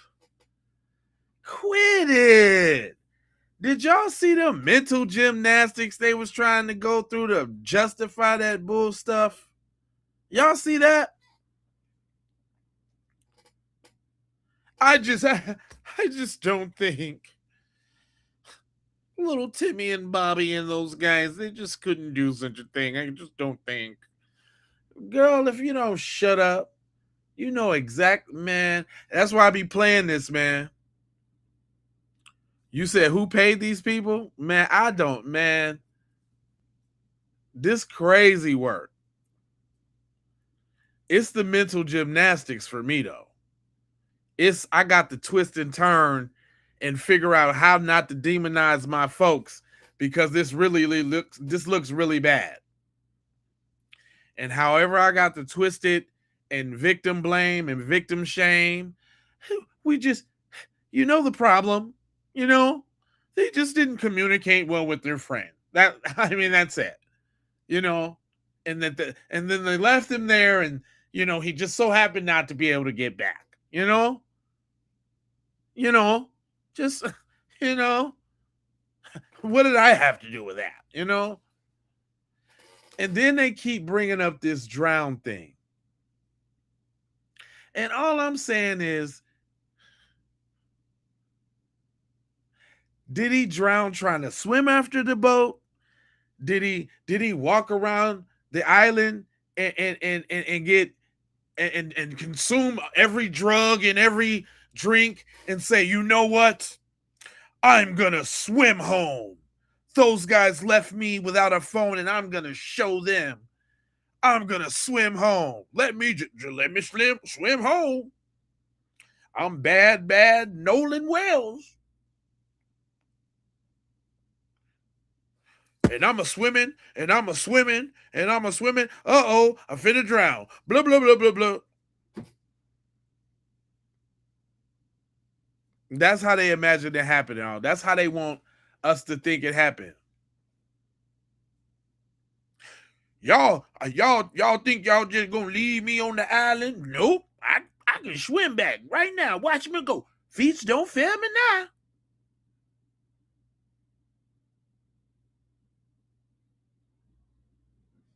Well, why don't you guys wait till all the information comes out? Why don't you wait till the investigation is done? It's the investigation.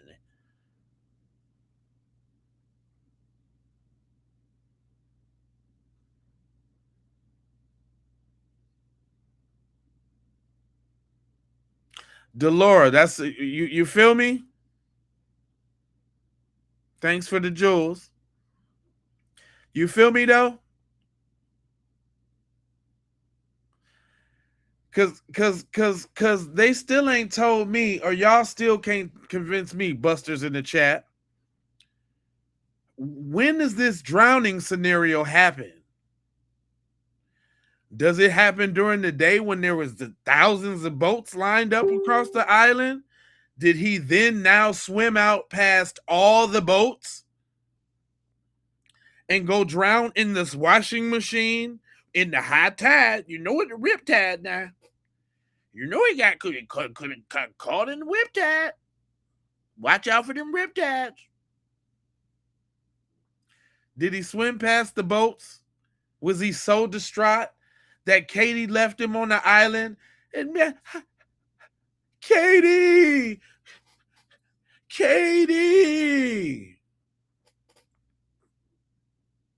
I'm just trying to figure out when this drowning thing happened.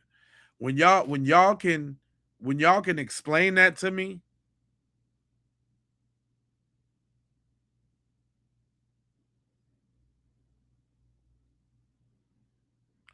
Yep, didn't hear no water in the. It didn't sound nothing like no water. You ain't hear no splashing, because if they was moving around on the boat hysterical and taking on water, it definitely would have been some splashing or his foot in the water. You know what I'm saying?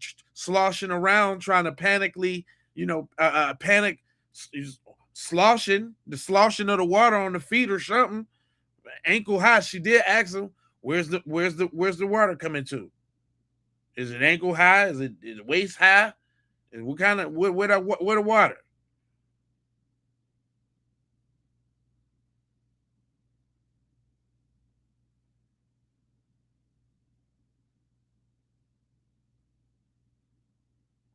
Yeah, you would hear water hitting across the boat. No, if they was really sinking if they was really sinking in some real deal water, Cuz would have been a little bit more hysterical than that. In the middle of the ocean, they ain't have on no life jackets from the pictures, and it seemed like there's a bunch of people on the boat, like they didn't have enough. You say, exactly. If he did drown, who boat was he on? How did he get to where he was in the water? Then if he washed up days later, nobody saw this. Right. Can't nobody explain how they can't do it. Ain't no explaining how he really drowned. It's a sad thing. It's the kid drowned. Sorry, it's sad. It's just sad.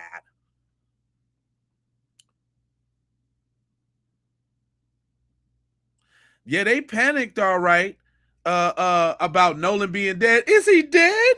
Can we cover it up? Nolan! Damn it, Wyatt! Damn it, Bart!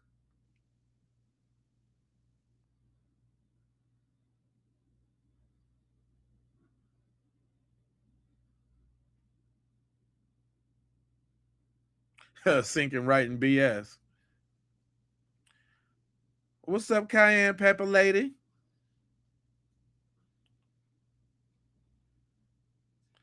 Man, listen. We've been on the swimming trucks already. We just talking about, obviously the busters and the trolls is in there talking about he drowned. It's just a sad situation. Just he drowned. How, my ninja? How did this happen? When? Before or after he was cradling Katie Buns? Before or after? Okay. All right, cool. Listen. Okay, cool. They left Nolan, had boat trouble, everything. They don't know what happened to Nolan after they left him. Still, somebody did something to him. Whether it was Katie and her folks, whether it was whether they brought him to the island to set him up to leave him with his phone so he doesn't have no communication. They set him up. And they knew what was going to happen. If they didn't do what was going to happen, they knew what was going to happen. I'm saying that too. How about that? I'm just saying, I'm trying to, whatever little benefit of the doubt, whatever. Okay, great. It's still a bunch of devils amongst us. And one of them descended on that boy. Because he ain't just croak himself, is what I'm trying to tell you. It's either or. It ain't even no escaping. And you want to know why? Because all of the moves and the actions that they took when it happened. Which means either they did something or knew something or did something. But now that we found it out that was Bart's old chick, hold on now. Now that we find out that was Bart's old chick, and now she's getting the pretty Tony Pony from Nolan Swelling Wells. She's talking to the big black football kid with the boulder shoulders. We don't like that shit. I don't like that shit. I'm gonna have to drop a dime on that nigga. They had the belly cuz. I don't like that shit. I'm gonna have to drop a dime on them. And who dropped the dime? Warren dropped the dime, and Trayston dropped the dime. They both had to mention to us that they had something slick to say about Katie.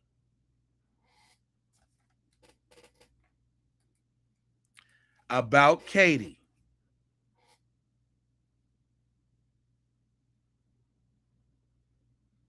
Look what AI did though. Look at how it turned that. Look how it turned that smile into a sinister, devilish grin.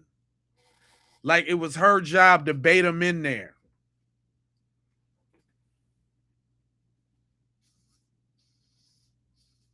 Right? So either but then that's all. But see, I don't like none of that. You know why I don't like none of that? Because y'all want us to play in our own faces and act like we didn't hear what was on that phone call. Y'all want us to play in our own faces and discredit the blacks. Let me show y'all how much of an impact that phone call made. Wait a minute. Let me show you something. And I mean, if this don't tell you, if this don't show you what it is, kid, on the Wiz Kid side of the game, hold on. Hold all the way on. I got a hold. I gotta hold, and I want you to hold it on. This is real serious right here. Cause I was doing some digging, and something stood out to me. I say to myself, self, why would somebody go to the lengths of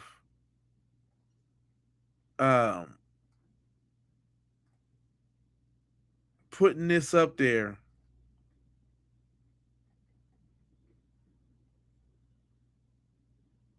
hold on. What's old girl? I gotta figure out what her name is.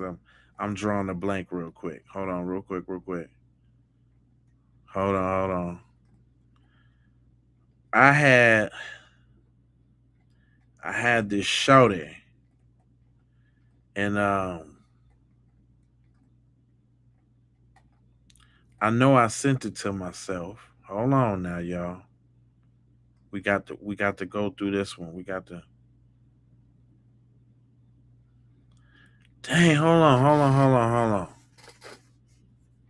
Give me 2 seconds now. Give me a couple seconds, because this is the one, and I know. Hold on, let me see if I sent it to somewhere else. Ooh. It say I sent it to the browser, but the browser won't show it. Not they done took the video off. I know I ain't crazy. I know I put the video right there. I know I did that. Man, why they done took the video away, y'all?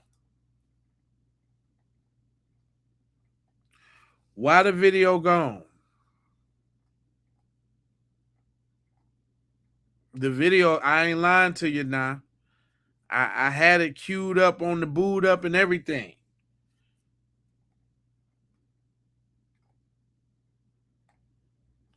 I had it, man. Dang, that's crazy. That joint popped out in real time. But I do have somebody talking about it. But I wanted to read the letter. I wanted to read the letter myself. But I got the video of somebody talking about it, and her wife's. So apparently, the engineer that made the audio has a wife. You know, like they're an LGBT couple, and her wife snapped off on the person who made the disparaging comments about her wife. Oh, it's deep. But check this out. Mistake. She is the type of white woman who cannot stand when black people stand up for and defend ourselves and use our skills, our voices, and our abilities in order to solve cases, speak up for injustices, demand accountability. So she's upset. The thing is, white people want so desperately to control any kind of narrative that comes out about a situation or a story oftentimes. And please understand, when I say white people, I do not mean all white people. Okay? Not at all. I have met some of the most extraordinary, wonderful people that are not of color that exist on this earth, salt of the earth. So, but I have to say, it's coming out more and more every day that there are seemingly, unfortunately, far more racists than there are non-racist people of color. I have observed it myself throughout my life, and people just aren't trying to hide it anymore. And there's just something about the level of control. They often want desperately to control the narrative. They want to tell Black people what to think. This is what actually happened. This is what, oh, you are misunderstood. In other words, code for it. You're not smart enough to decode what's going on. Let me tell you what to think. Let me tell you what has actually occurred in said situation. And is that everything that y'all seeing in the chat? Is she busting that down, or is she busting that down? That's what gets extremely old and tired. Let me give you an example. This is a random example. Doesn't really have anything to do with the situation. But the other day I was at Walmart and I was sitting in the in a handicap spot. Now, I had not put my handicap placard on yet because I had not exited my car. But I was getting ready to shortly, but I was finishing up a conversation with someone on the phone, and this white man, and I had my window slightly ajar, and this white man sticks his head into my window and starts screaming at me that he's calling the police right now on me because I'm parked in a handicap spot. And I'm taking that spot away from someone who truly deserves it. Sir, you're calling the police. You're calling the police on me? You didn't want to find out any information. You didn't want to ask me any questions. Not that you have the right to. Just because you're white and I'm Black does not give you the right to police me. And this is what I'm having a real hard time with white America right now. Them feeling that they have the right to police Black people in what we say, in what we do. They're coming for Janetta. Janetta has the right to do whatever she wants on the internet. If Janetta wants to call herself a dog walker and she's never walked a dog in her life, she has the right to do that on the internet. However she sees herself, she can say that's what she is. Now, she is actually qualified to do what she did. She explained the process, even though she did not owe any of you internet sleuths an explanation for her process and what she did, but she did explain herself nonetheless. And for Sarah to come for her, baby, please, you coming for who? How? Why? Stay in your lane, mind your business, and go about your little life. I've had it up to here. I've had it up to here with white people attempting to police us. It's beyond old. It's beyond tired. Stop trying to tell us what we think, what we know, and what is. Stop coming for us, because we're not going to shut up. We are not going to shut up. We've lived through slavery, Jim Crow, all of it, baby. Civil rights era. We lived through it all, and we are not going back. So, bye, girl. Y'all are gonna have to Now this is the wife of the engineer that cleaned up the audio. Y'all are gonna have to just pardon my frustration, pardon my attitude and my energy right now. I'm gonna be as transparent as I possibly can. What I just saw Sarah J. Fields say in response to my wife, Janetta Brantley, doing what she can out of the kindness of her heart to help the Nolan's family has me livid. I want to be clear, and I'm sure Netta's going to comment on her own and speak for herself. Sarah, what you don't understand is that we fear nobody. And we are probably two of the most honest people that you will ever come across. There is nothing that you can say about our businesses and or our past that will change the truth that's being exposed right now. And I'm so glad that you were salty. I'm so glad that you were upset, because hold on, I found it, y'all. I found what she said, and I'm gonna read it. We gonna go right down the middle and see what she said, because she had a long ass just a a straight hateristic ass message, dog. Look at this big paragraph she made, and look what she did to that sister, who just simply put out. I'm gonna move myself. Hold on, let me move myself real quick. She put this sister business out there like that to just because she decided to put up a video so these folks can get some transparency about what happened. You know what I'm saying? Today, shorty, man. Every notice they coming out in droves, like they like beehive mentality, like they're all in on it, like they all can't help but speak up and help in, like they gotta help in the lynching too. Like it's wild. It's real wild. Hold on, there's some very small letters. Let me try to get them up some. But it says, now this is the racist talking. Check it out. This is the racist talking. Think Tethers Dookie's outside. I love that name, Tethers Dookie outside. Oh my god, that's funny. Anyway, and who else hit me? Oh, Jamal. Okay, I'll make sure I said thanks, Jamal. Check this out. This is what she said. I mean, we're gonna run through this real quick. Meet Jeanette Bradley. She's a self-proclaimed audio engineer who took a raw boat distress call and enhanced it until people started hearing phrases like, "You killed him," and "Nolan, wake up." She has repeatedly accused Nolan Wells' friends of murdering him and has publicly called for his arrest. Her self-editing audio has now taken the internet by storm and has essentially become the dog whistle for people who were already targeting and harassing Nolan's young friends. Jeanette and her wife, Ashley, described themselves as serial entrepreneurs, filmmakers, holistic herbalists, social media influencers, and founders of Houston-based communities, so-called Audio Done Right. They also described their business as ADR School. My team confirmed through Texas Security State that they neither Audio's Done Right nor ADRS. School is registered as Texas business entity, right? She goes on to say, I got to read it like that because she sounds so smug saying it. She goes on to say, my team has also discovered the SMART, S-M-A-R-T Vegan LLC, for which Jeanette Bradley is listed as a registered agent and inactive with the state, Texas State of Texas Security Estate. State records show that the entity franchise tax and involuntary ended, and its right to transact business in Texas has been forfeited. Despite that, products are still being offered for sale through the business website, raising obvious questions on whether the business is properly authorized to continue operating in Texas. Now, man, what the hell does that got to do with her fixing this goddamn audio? What that got to do with that, shorty?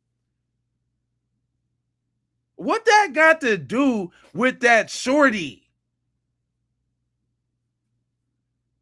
What that got to do with that?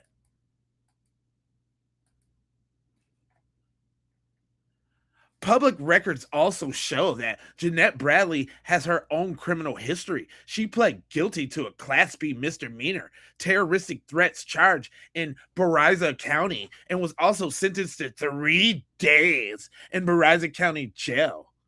Yeah.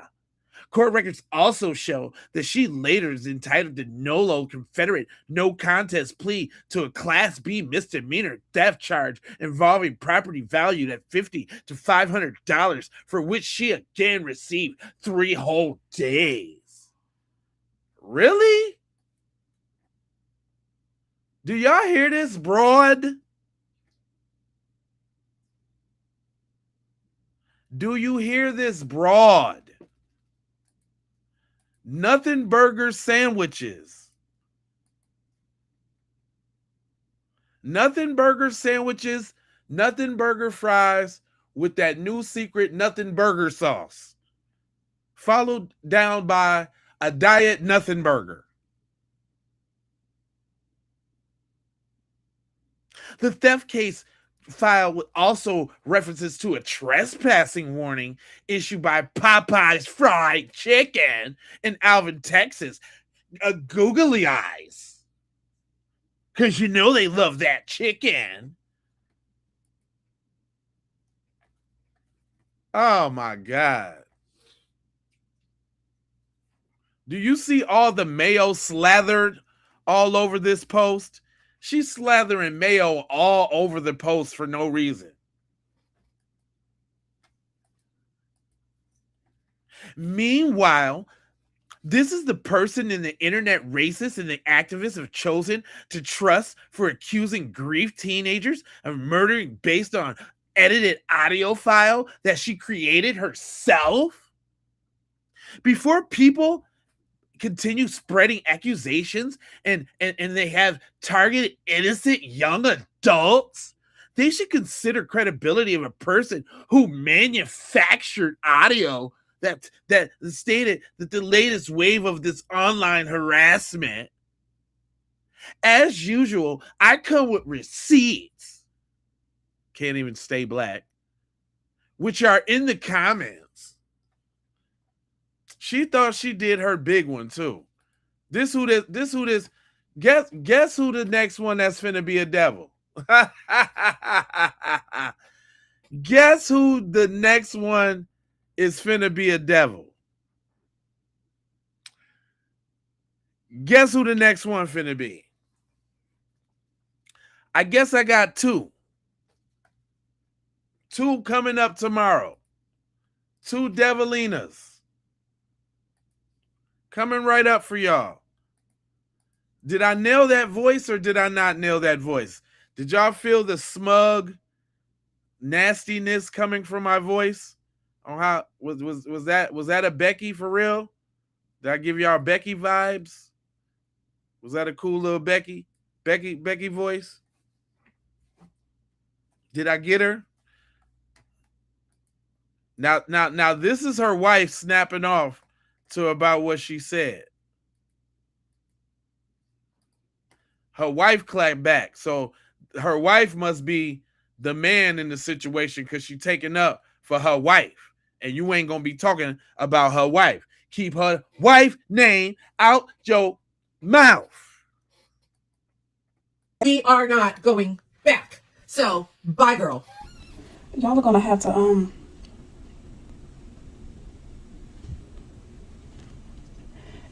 to just pardon my frustration, pardon my attitude and my energy right now. Because you're trying to be a poised man. I get you, bruh.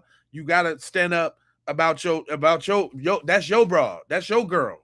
You don't let nobody talk about your thing. Tell us how it go. I'm gonna be as transparent as I possibly can. All right now, all right. What I just saw Sarah J. Fields say in response to my wife, Janetta Brantley, doing what she can out of the kindness of her heart to help the Nolan's family has me livid. Livid, bruh? I want to be clear, and I'm sure Netta's going to She want to be clear. Crystal. Comment on her own and speak for herself. Sarah, what you don't understand is that we fear nobody. And we are probably two of the most honest people. Now, what she's saying in Black Talk is, my heart don't pump no Kool-Aid ninja. I come through and air this out. I don't play that about my gal, man, about my old lady. That's what she really meant to say. Go ahead. That you will ever come across. There is nothing that you can say about our businesses and or our past that will change the truth that's being exposed right now. And I'm so glad that you were salty. I'm so glad that you were upset. Basically, what she's saying is you can run your mouth about my business all you want to. You ain't going to be satisfied till I run my fist across your jawline. And run and tell that. Go ahead. Because people like you deserve to lose. Another clarification, because what lying people like to do is try to shift the goalposts.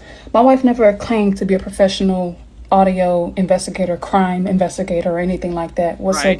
beautiful about what she did was she's an average person, just like me and you, because I know you think that you're not, but just like me and you, she's the average citizen who is concerned about a case to which another innocent black male has been slain and wanted to do what she could to help as an audio engineer in the entertainment industry.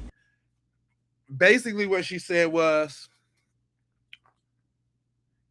my wife know what the she doing. Don't you ever question my wife. You can't never get on our level, biatch.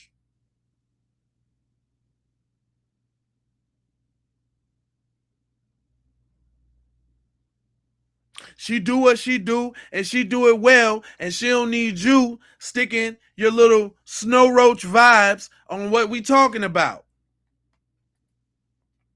Go ahead, tell him, sister, bruh. Not once did she ever claim to be a professional forensics investigator. Not once did she claim that she did any forensic work. What she claimed was that as an audio engineer, she did what she knew how to do, what she's been doing for her. She been doing this. She ain't new to this, she true to this. And you need to put some respect on her name.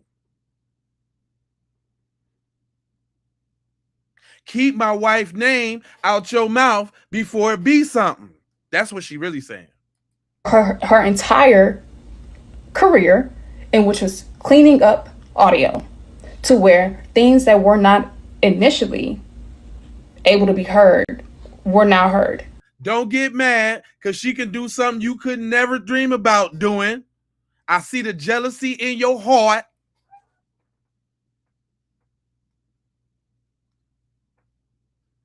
And you lucky I'm just saying it over this here internet before I have to pull up on you.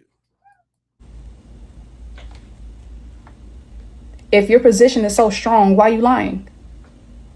And if you think that you're about to bully us from telling the truth and from continuing to share and stand for the justice for the Nolan family, and not just Nolan, but also Carmelo, you are grossly mistaken. And if you think you're going to keep talking, look, if you think you're going to keep talking like you talking, don't be surprised when I pull up. I say what I want to say, and I said what I said, and I meant that.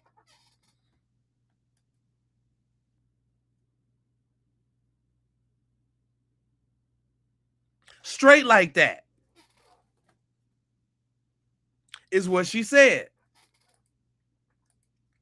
On the quick translation side of the game.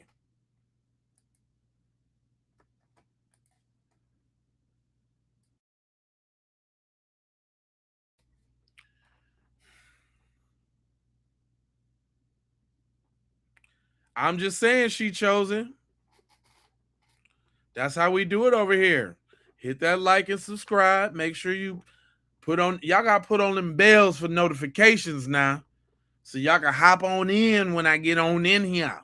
I usually go live every day around, if I do one in a day, it's around like 12 o'clock. But I'm for sure in the dough around 3 to 5 o'clock. Around that time, 3, 5 o'clock, something like that. I'm in the dough. I might even have to do a late night taste like tonight. Just had to get on in here and spin a bin real quick.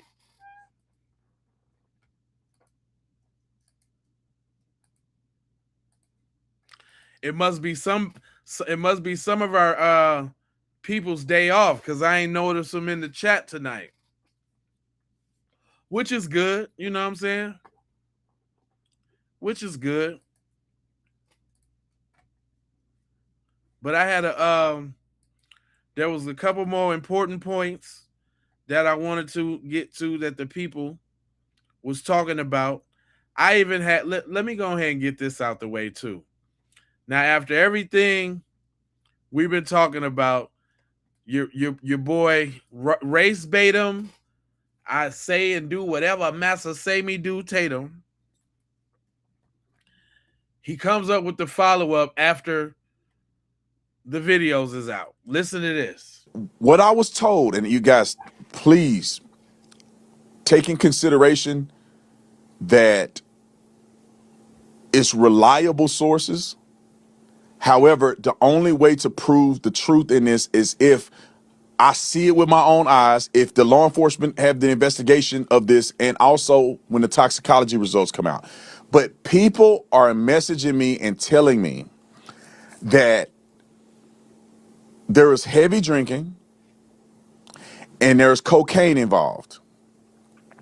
And there's a particular person whom I know this person's name. I'm not going to disclose it. I'm going to go to the police first. And then. Oh, so you wasn't saying that during the interview, Buster. Now all of a sudden there's some drugs involved. All of a sudden. All of a sudden. I will disclose it if it doesn't interfere in the investigation. What? But this person allegedly. It's information. If you trying to help your boys out, why ain't you telling? Involved. And there's a particular person whom I know this person's name. I'm not going to disclose it. I'm going to go to the police first. And then I will disclose it if it doesn't interfere in the investigation. But this person allegedly was offering people cocaine, and someone close to Nolan, one of his friends, told me that this person was offered cocaine and rejected it from this person. And I was also told, and this person told me that it's over 100% chance that Nolan was using cocaine during this period of time. This person said it was 150% sure that when the toxicology comes back. Now, wait a minute, y'all. Hold on now. I know some of y'all say get out of here, right? But don't y'all remember I said that somebody might have gave Nolan the Fent pack? I was a little out there a little bit, but he's still telling. Okay, so somebody offered him cocaine and he didn't take it? No, because that's what it is. He didn't take it and they got to fighting because they thought he was too good. Or you the star athlete, or you don't use drugs, or you got Katie, or what you think you too good. I could see that though. I could see that. I could see that though. See, you got to dig in between the lines. They think they saying something else. Cause check this out. If they all in it, it wouldn't be nothing for the medical examiner to come back and say they got any type of drug in the system. They could do that. You think they don't got dirty sample laying around for the occasion? And guess what? If so, all right, fine. Nolan was Tony Montana. Fine. Nolan walked around with a brick on him. Great. Still, he was on that boat when he took a bump and died, and y'all didn't do nothing. Fine. Great. You can have it.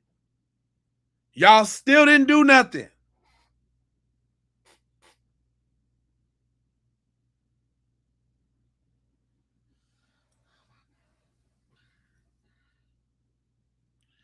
Yeah, if he could have had 2 keys in his book bag. Okay. Great.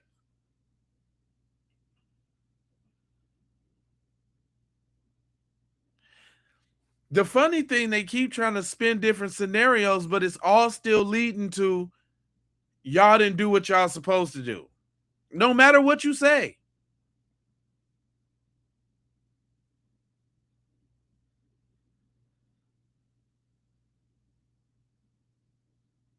Right, if nothing else, it's definitely a cover-up. Period, point blank. Like, okay, Nolan was the Yakuza. He had the plug. He was supplying everybody. He sold everything. on this day, no other day, the 4th of July, he gets so high that he blacks out. He gets a heart attack. He, whatever. Okay. That happened on the boat, and y'all left him for dead. Cool.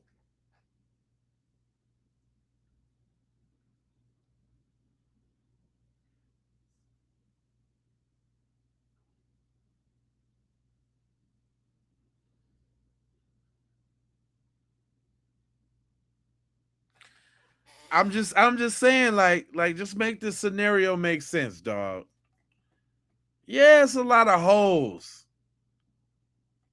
So now he got too high off of coke, and y'all kicked him over the side of the boat, and he drowned and floated up on the. Okay, they still did something. Oh, he hit the whole cocaine, and they went and hid the body and dumped it later. He still did something.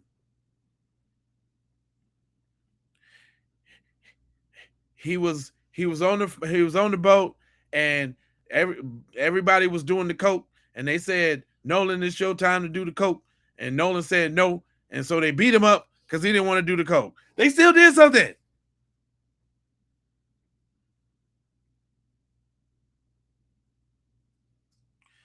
Y'all can't flip and twist and spin this one. And Mr. Race Baiting right here ain't helping. That Nolan will have cocaine in his system. Now, again, taking into consideration, this is somebody telling me this. I'm not saying it's me. I'm not saying it. I'm not able to verify it. But from the sources that... Then why are you saying it? What are you talking for? Why are you saying it with so much conviction? Like you finna give us the bombshell truth. You setting it up like this the gospel. Why are you talking?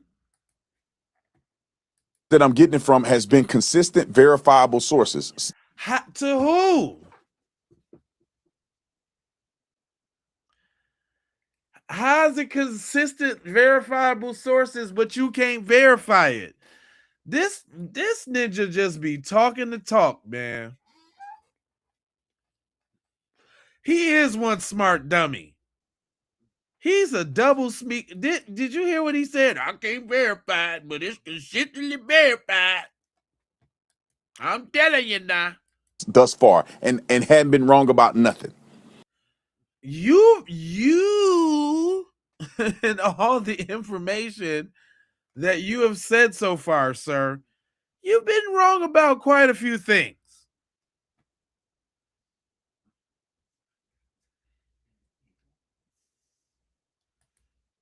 I know. You like, it's so weird, I can't take it.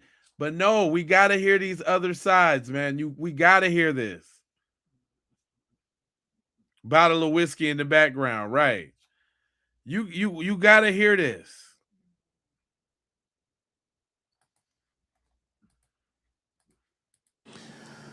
So there's a possibility that there's a person that Nolan may have been around or interacted with that is giving cocaine to people on this island, that Nolan may have taken the cocaine. And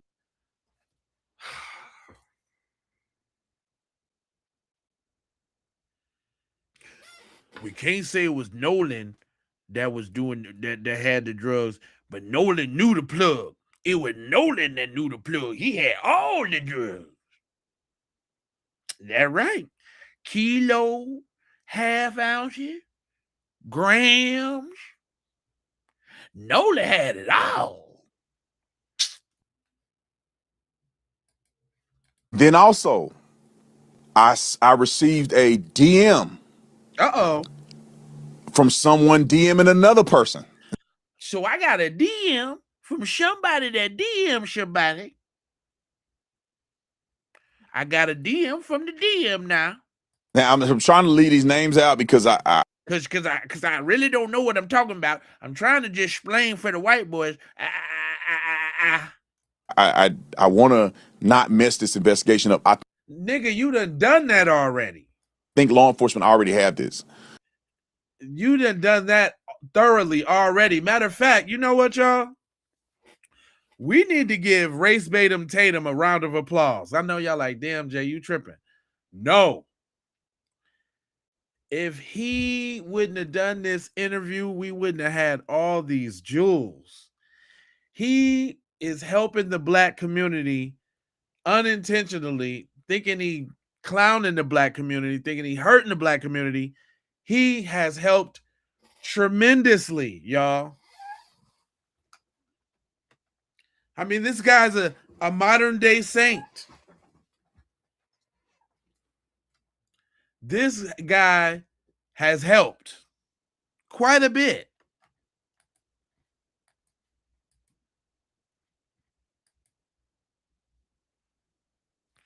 Without this man, we would not have so many jewels. That alluded to the fact that, and I messaged this person because I want to talk directly to the person that I saw the DM from. And we haven't talked to this person yet. But the person said in the DM to another kid that is associated, not any of the kids that I interviewed to talk to. Now we got another kid now. This ain't nobody y'all heard from and talked to now. We got another kid that DM somebody with the DM. And then they sent it by wire. They mailed it, stamped it, telegram. Then they sent a Yahoo email.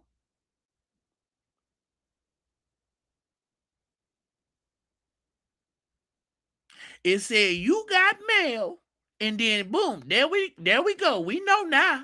But that could be associated to some degree that knew Nolan, that this person wrote a message.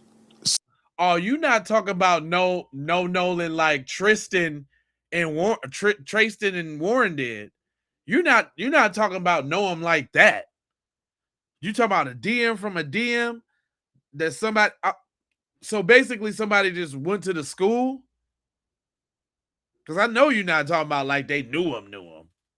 Saying, me and my husband saw you arguing with Nolan, and to the effect of you're going to spend the rest of your life in prison. Now, the person.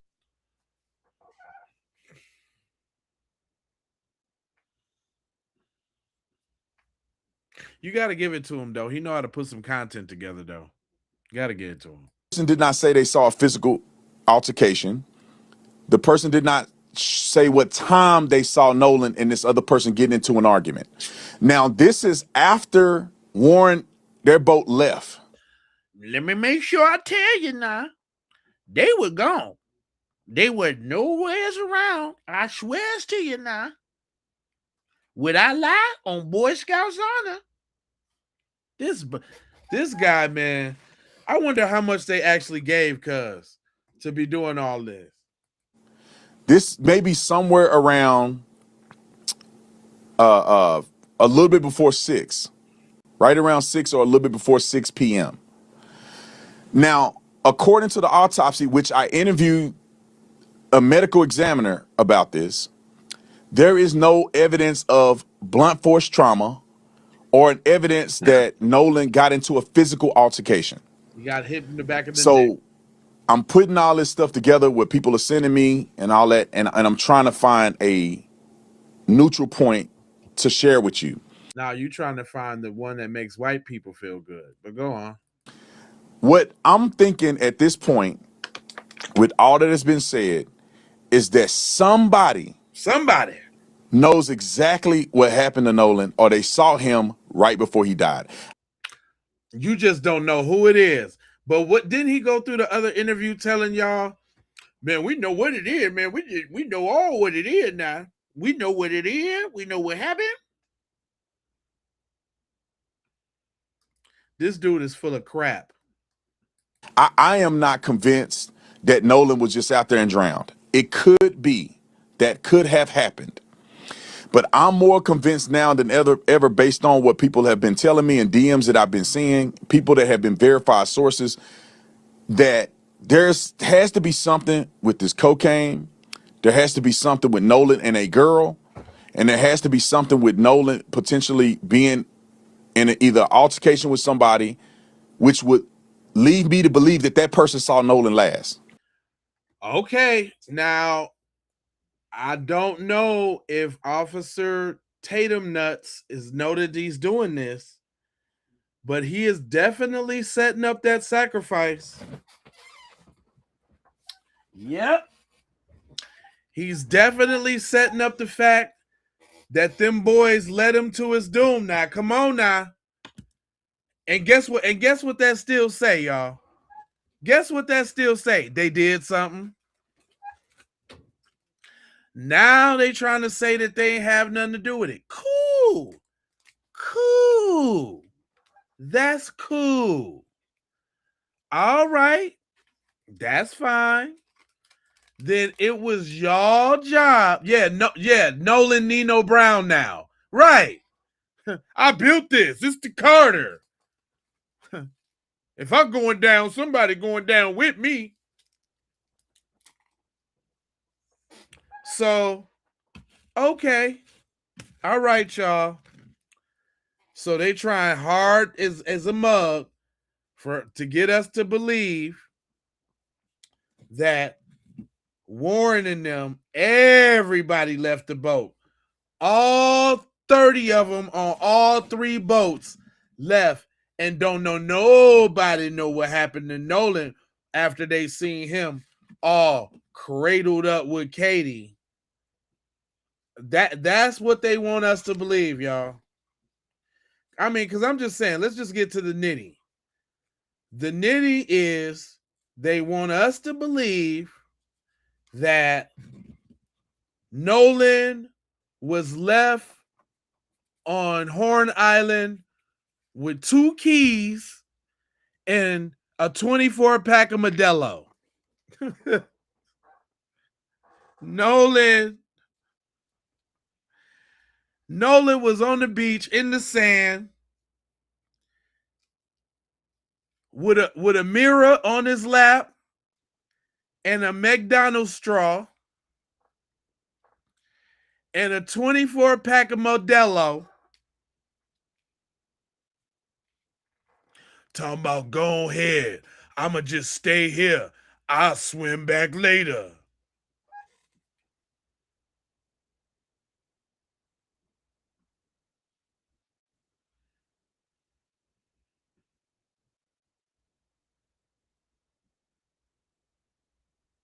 They just doing way too much.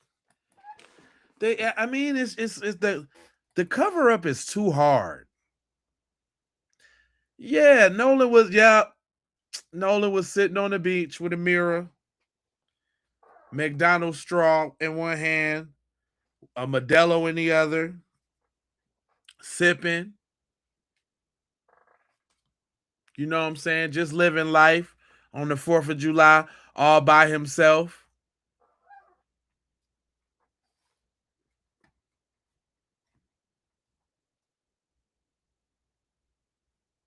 Yeah, I'll run this. Yep. He was on sitting on his throne. I'll run this. And you know how we know that's not true? You know how we know that's not true? Let me tell y'all how we know that's not true. Because white people ain't finna leave the drugs. We know that's not true because white people are not going to leave the drugs. Let me say it again. The white people ain't gonna leave the drugs. There's no way they would have left Nolan if he had the pack. If you know white people, they do all the drugs. They've done more drugs than you've ever seen somebody do. White people do the kind of drugs that if you did, you would die immediately. Immediately, especially cocaine. Especially powder. They left the powder.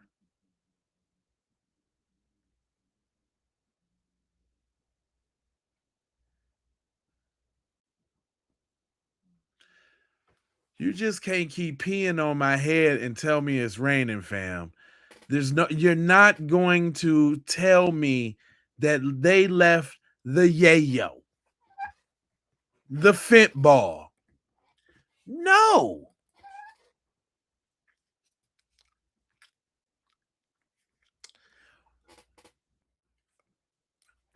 Nigga, let me tell you something. White people travel to the worst of the worst neighborhoods to get that thing. That's what white people don't never have fatigue when it comes to that thing. What's fatigue? Jamal has the pack. We going to the trap to get the pack from Jamal. Fatigue what? Fatigue, you said?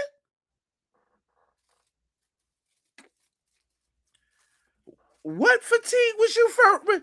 What black people? I love black people. Matter of fact, I'm finna really mess y'all up. Y'all ready? Y'all ready for something you never thought about? When they say they got black friends, it's not Nolan.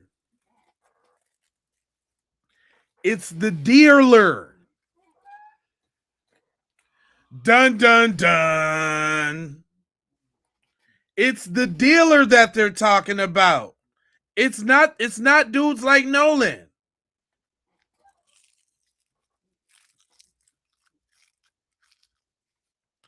Dun dun dun. It's not Nolan. It's Jamal in the trap. Crap, man, he's a little high, but he always has some good stuff. Because you know it's the special 8.5 tax. You know they get the special envelope tax. Everybody knows about the envelope tax.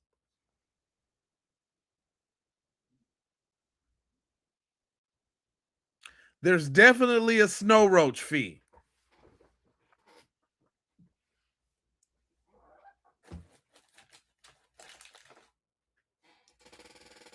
How come they ain't never scared to go down there to the trap and get that yap?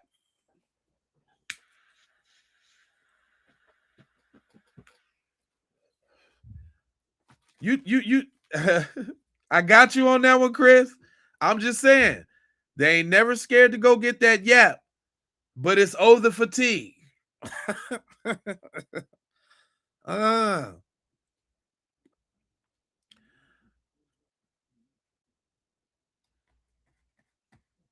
just saying.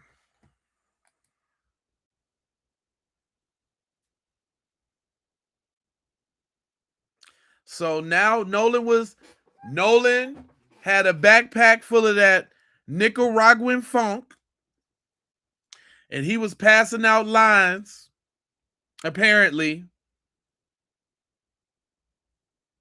carrying around a whole keg of Modelo.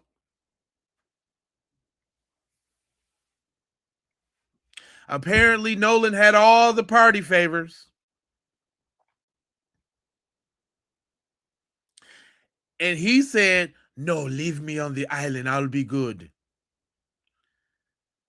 Man, they ain't leaving that boy if he had that thing.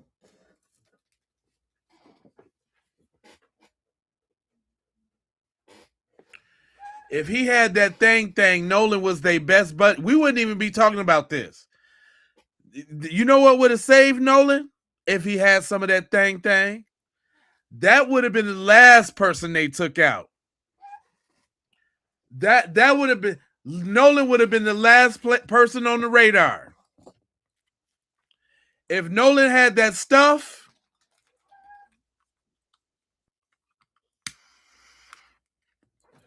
let me tell you.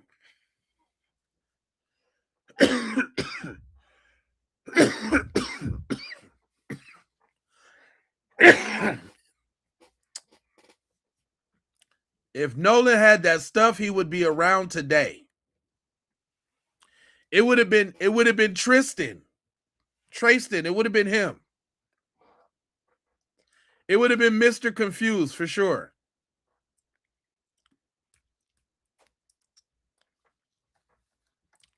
Yeah, he'd be chilling right now. Living his best life.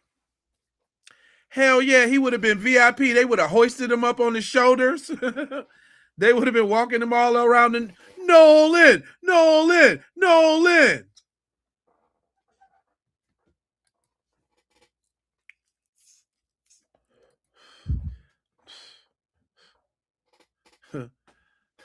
They would have got, hey, they you know how they get when they get drunk too. When they get drunk, they would have got drunk and got to testifying. Like, Nolan, man, that's my boy, man. Nolan's my bro, man. You can do whatever you want, bro, but you're not gonna touch Nolan, bro. You're not gonna touch him. Not Nolan. You're not gonna touch Nolan, bro.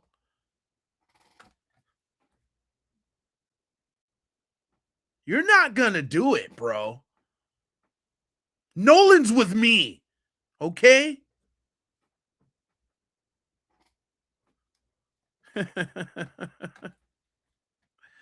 I'm telling y'all how this would have went.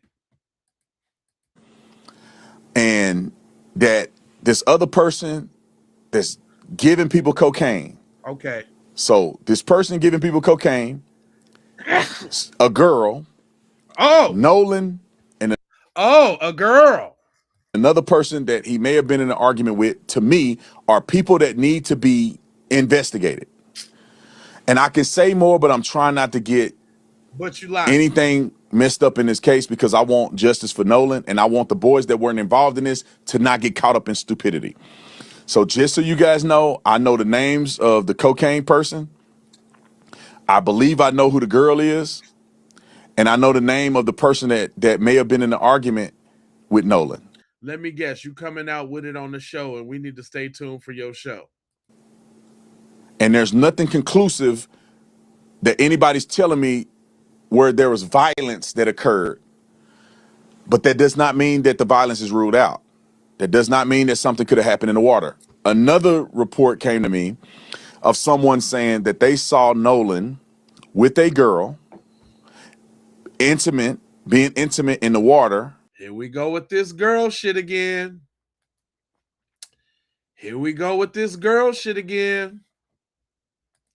I told y'all.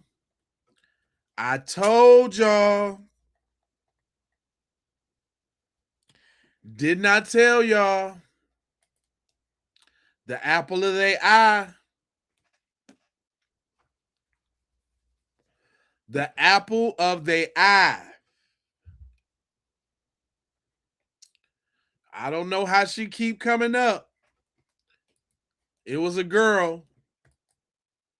Where it caught their attention, and they believed that they saw Nolan and this girl struggling in the water. No.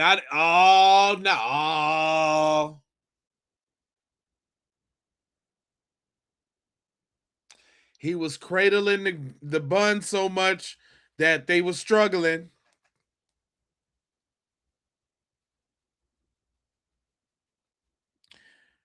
They was cradling. There's too much cradling. They was struggling. Not necessarily drowning, but struggling. Like it was obvious enough that the person was concerned when they saw Nolan in the water, and he was with this girl. And that the person explicitly said that they were being intimate, which I don't know what that means as far as just kissing, hugging, cuddling, or something else. But that's what has been told to me.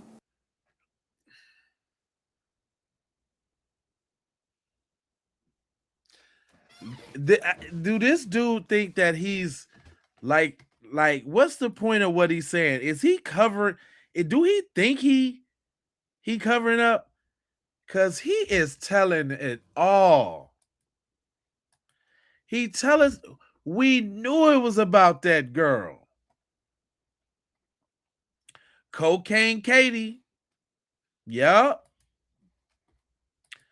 The little devil mommy. Another Quello, and she'll be okay. Another Quello, and she'll be okay.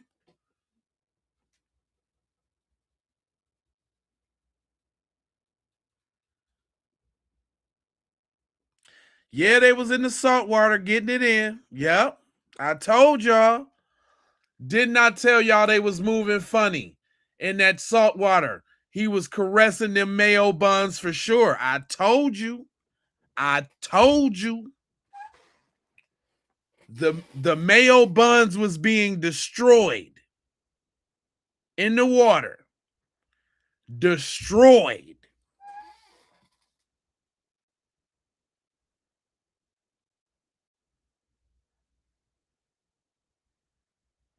It's all about the mayo buns. I keep telling y'all.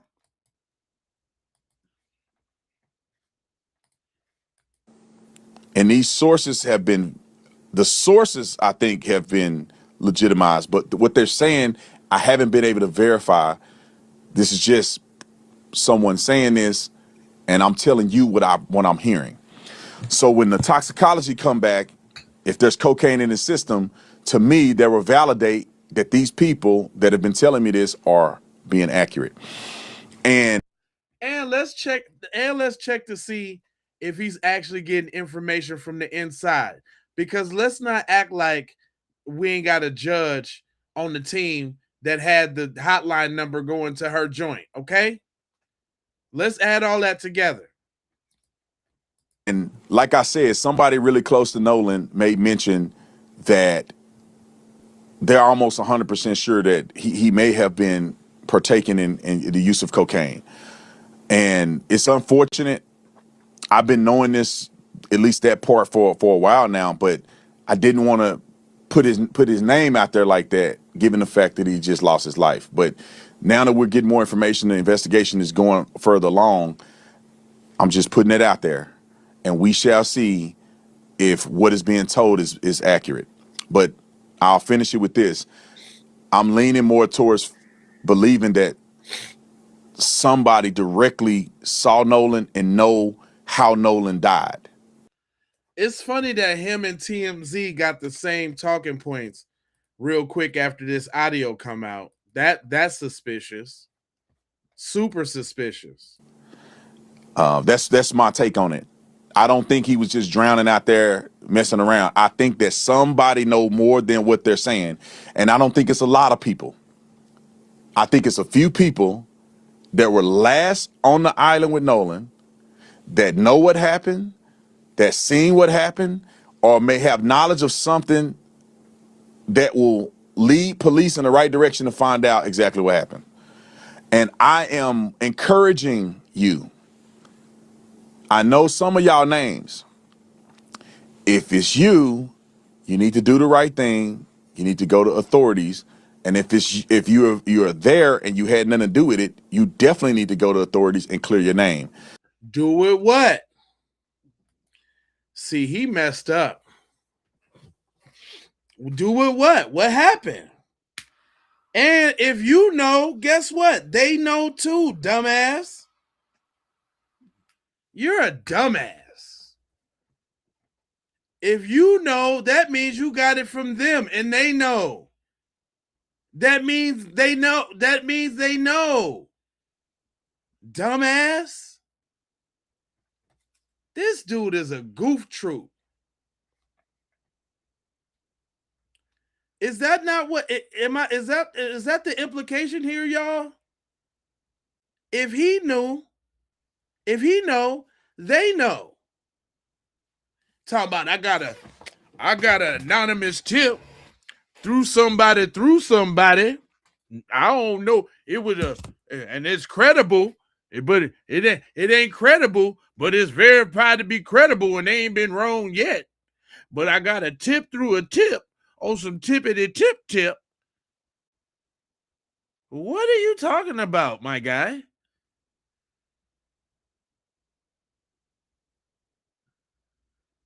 You're telling it all, Dumbo. Thank you again.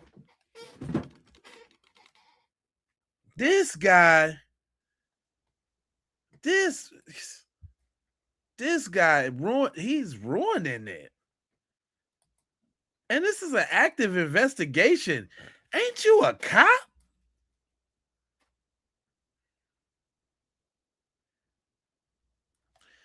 Ain't you the po-pose?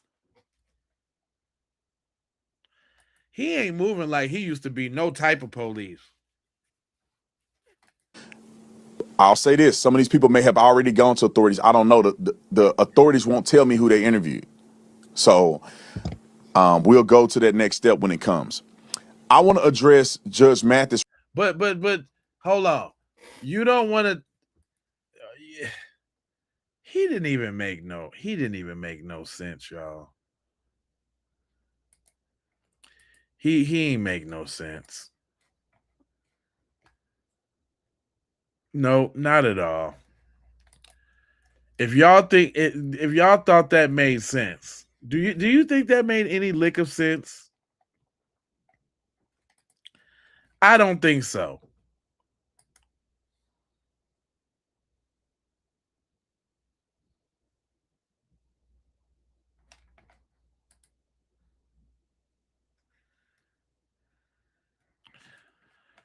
Man, that's crazy right there.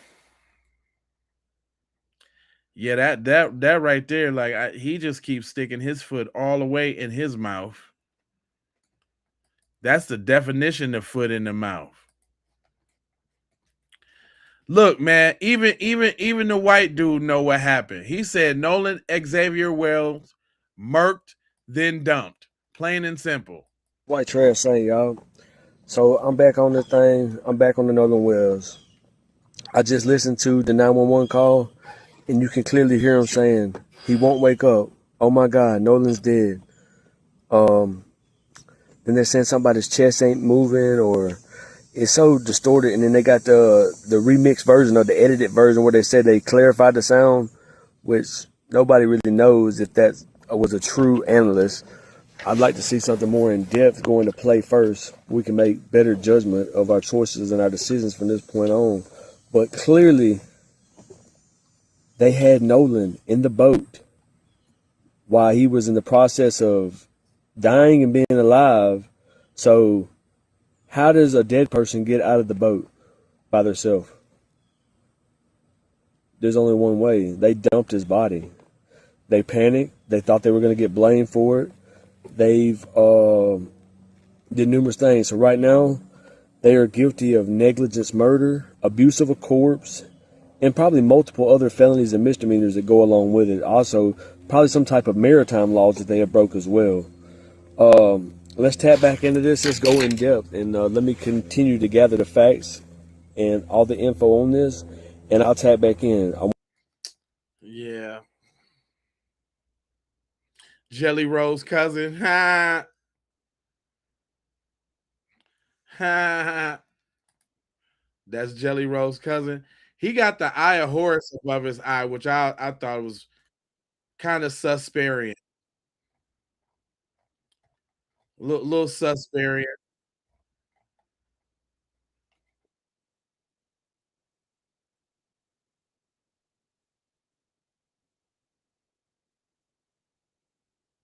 You know what I'm saying? Man. All right, so listen, tomorrow I'm trying to do like 3 streams. I made sure I came back for y'all, just so you know. I don't want to hold you, but I'm emoji, fold you, and scold you about being on code, and you know I got 4 words for you. If you're new here, I need you to go ahead and subscribe for the vibes, like for the spike, comment your vomit, share if you care about getting black empowerment everywhere. Uh, if you're a stomp down, you'll come back and hype this thing. You get 3 hypes a week. You can spend one with me and get some of this black empowerment into the hype, because they don't be pushing these kind of messages, you know. Also, Make sure y'all hit them bells for notifications so you know when I go live. And if you really want to support the channel, you know, Jules and all of that is good. But the best thing you can do is be on the landscape view of the broadcast. So right now, if you're watching it and you got the chat below and the pictures above, that's the portrait. That's probably how you came in. But once you come in, you got to go over to the landscape view, because you know they pay different on that, and that's a great way to support the channel, and I would appreciate it. Don't forget that we got t-shirts on deck. Go to the link is in the description for those. Say it with your chest. We got all type of dope shirts on deck, and then we also got the on code arsenal, you know what I'm saying, full of goodies. We got the DVD, we got the book, the digital downloads, and the CD. So go check all of that out. Get on down. Other than that, I got 4 words for you. Thanks for the Jews on the way out the door. Justice. Thank you for the Jews, Just. Thanks for the Jews, Just. But I got 4 words for you: love, peace, blessings, and aloha. I'm out the Doha for Shoha. You already know. Yiggity.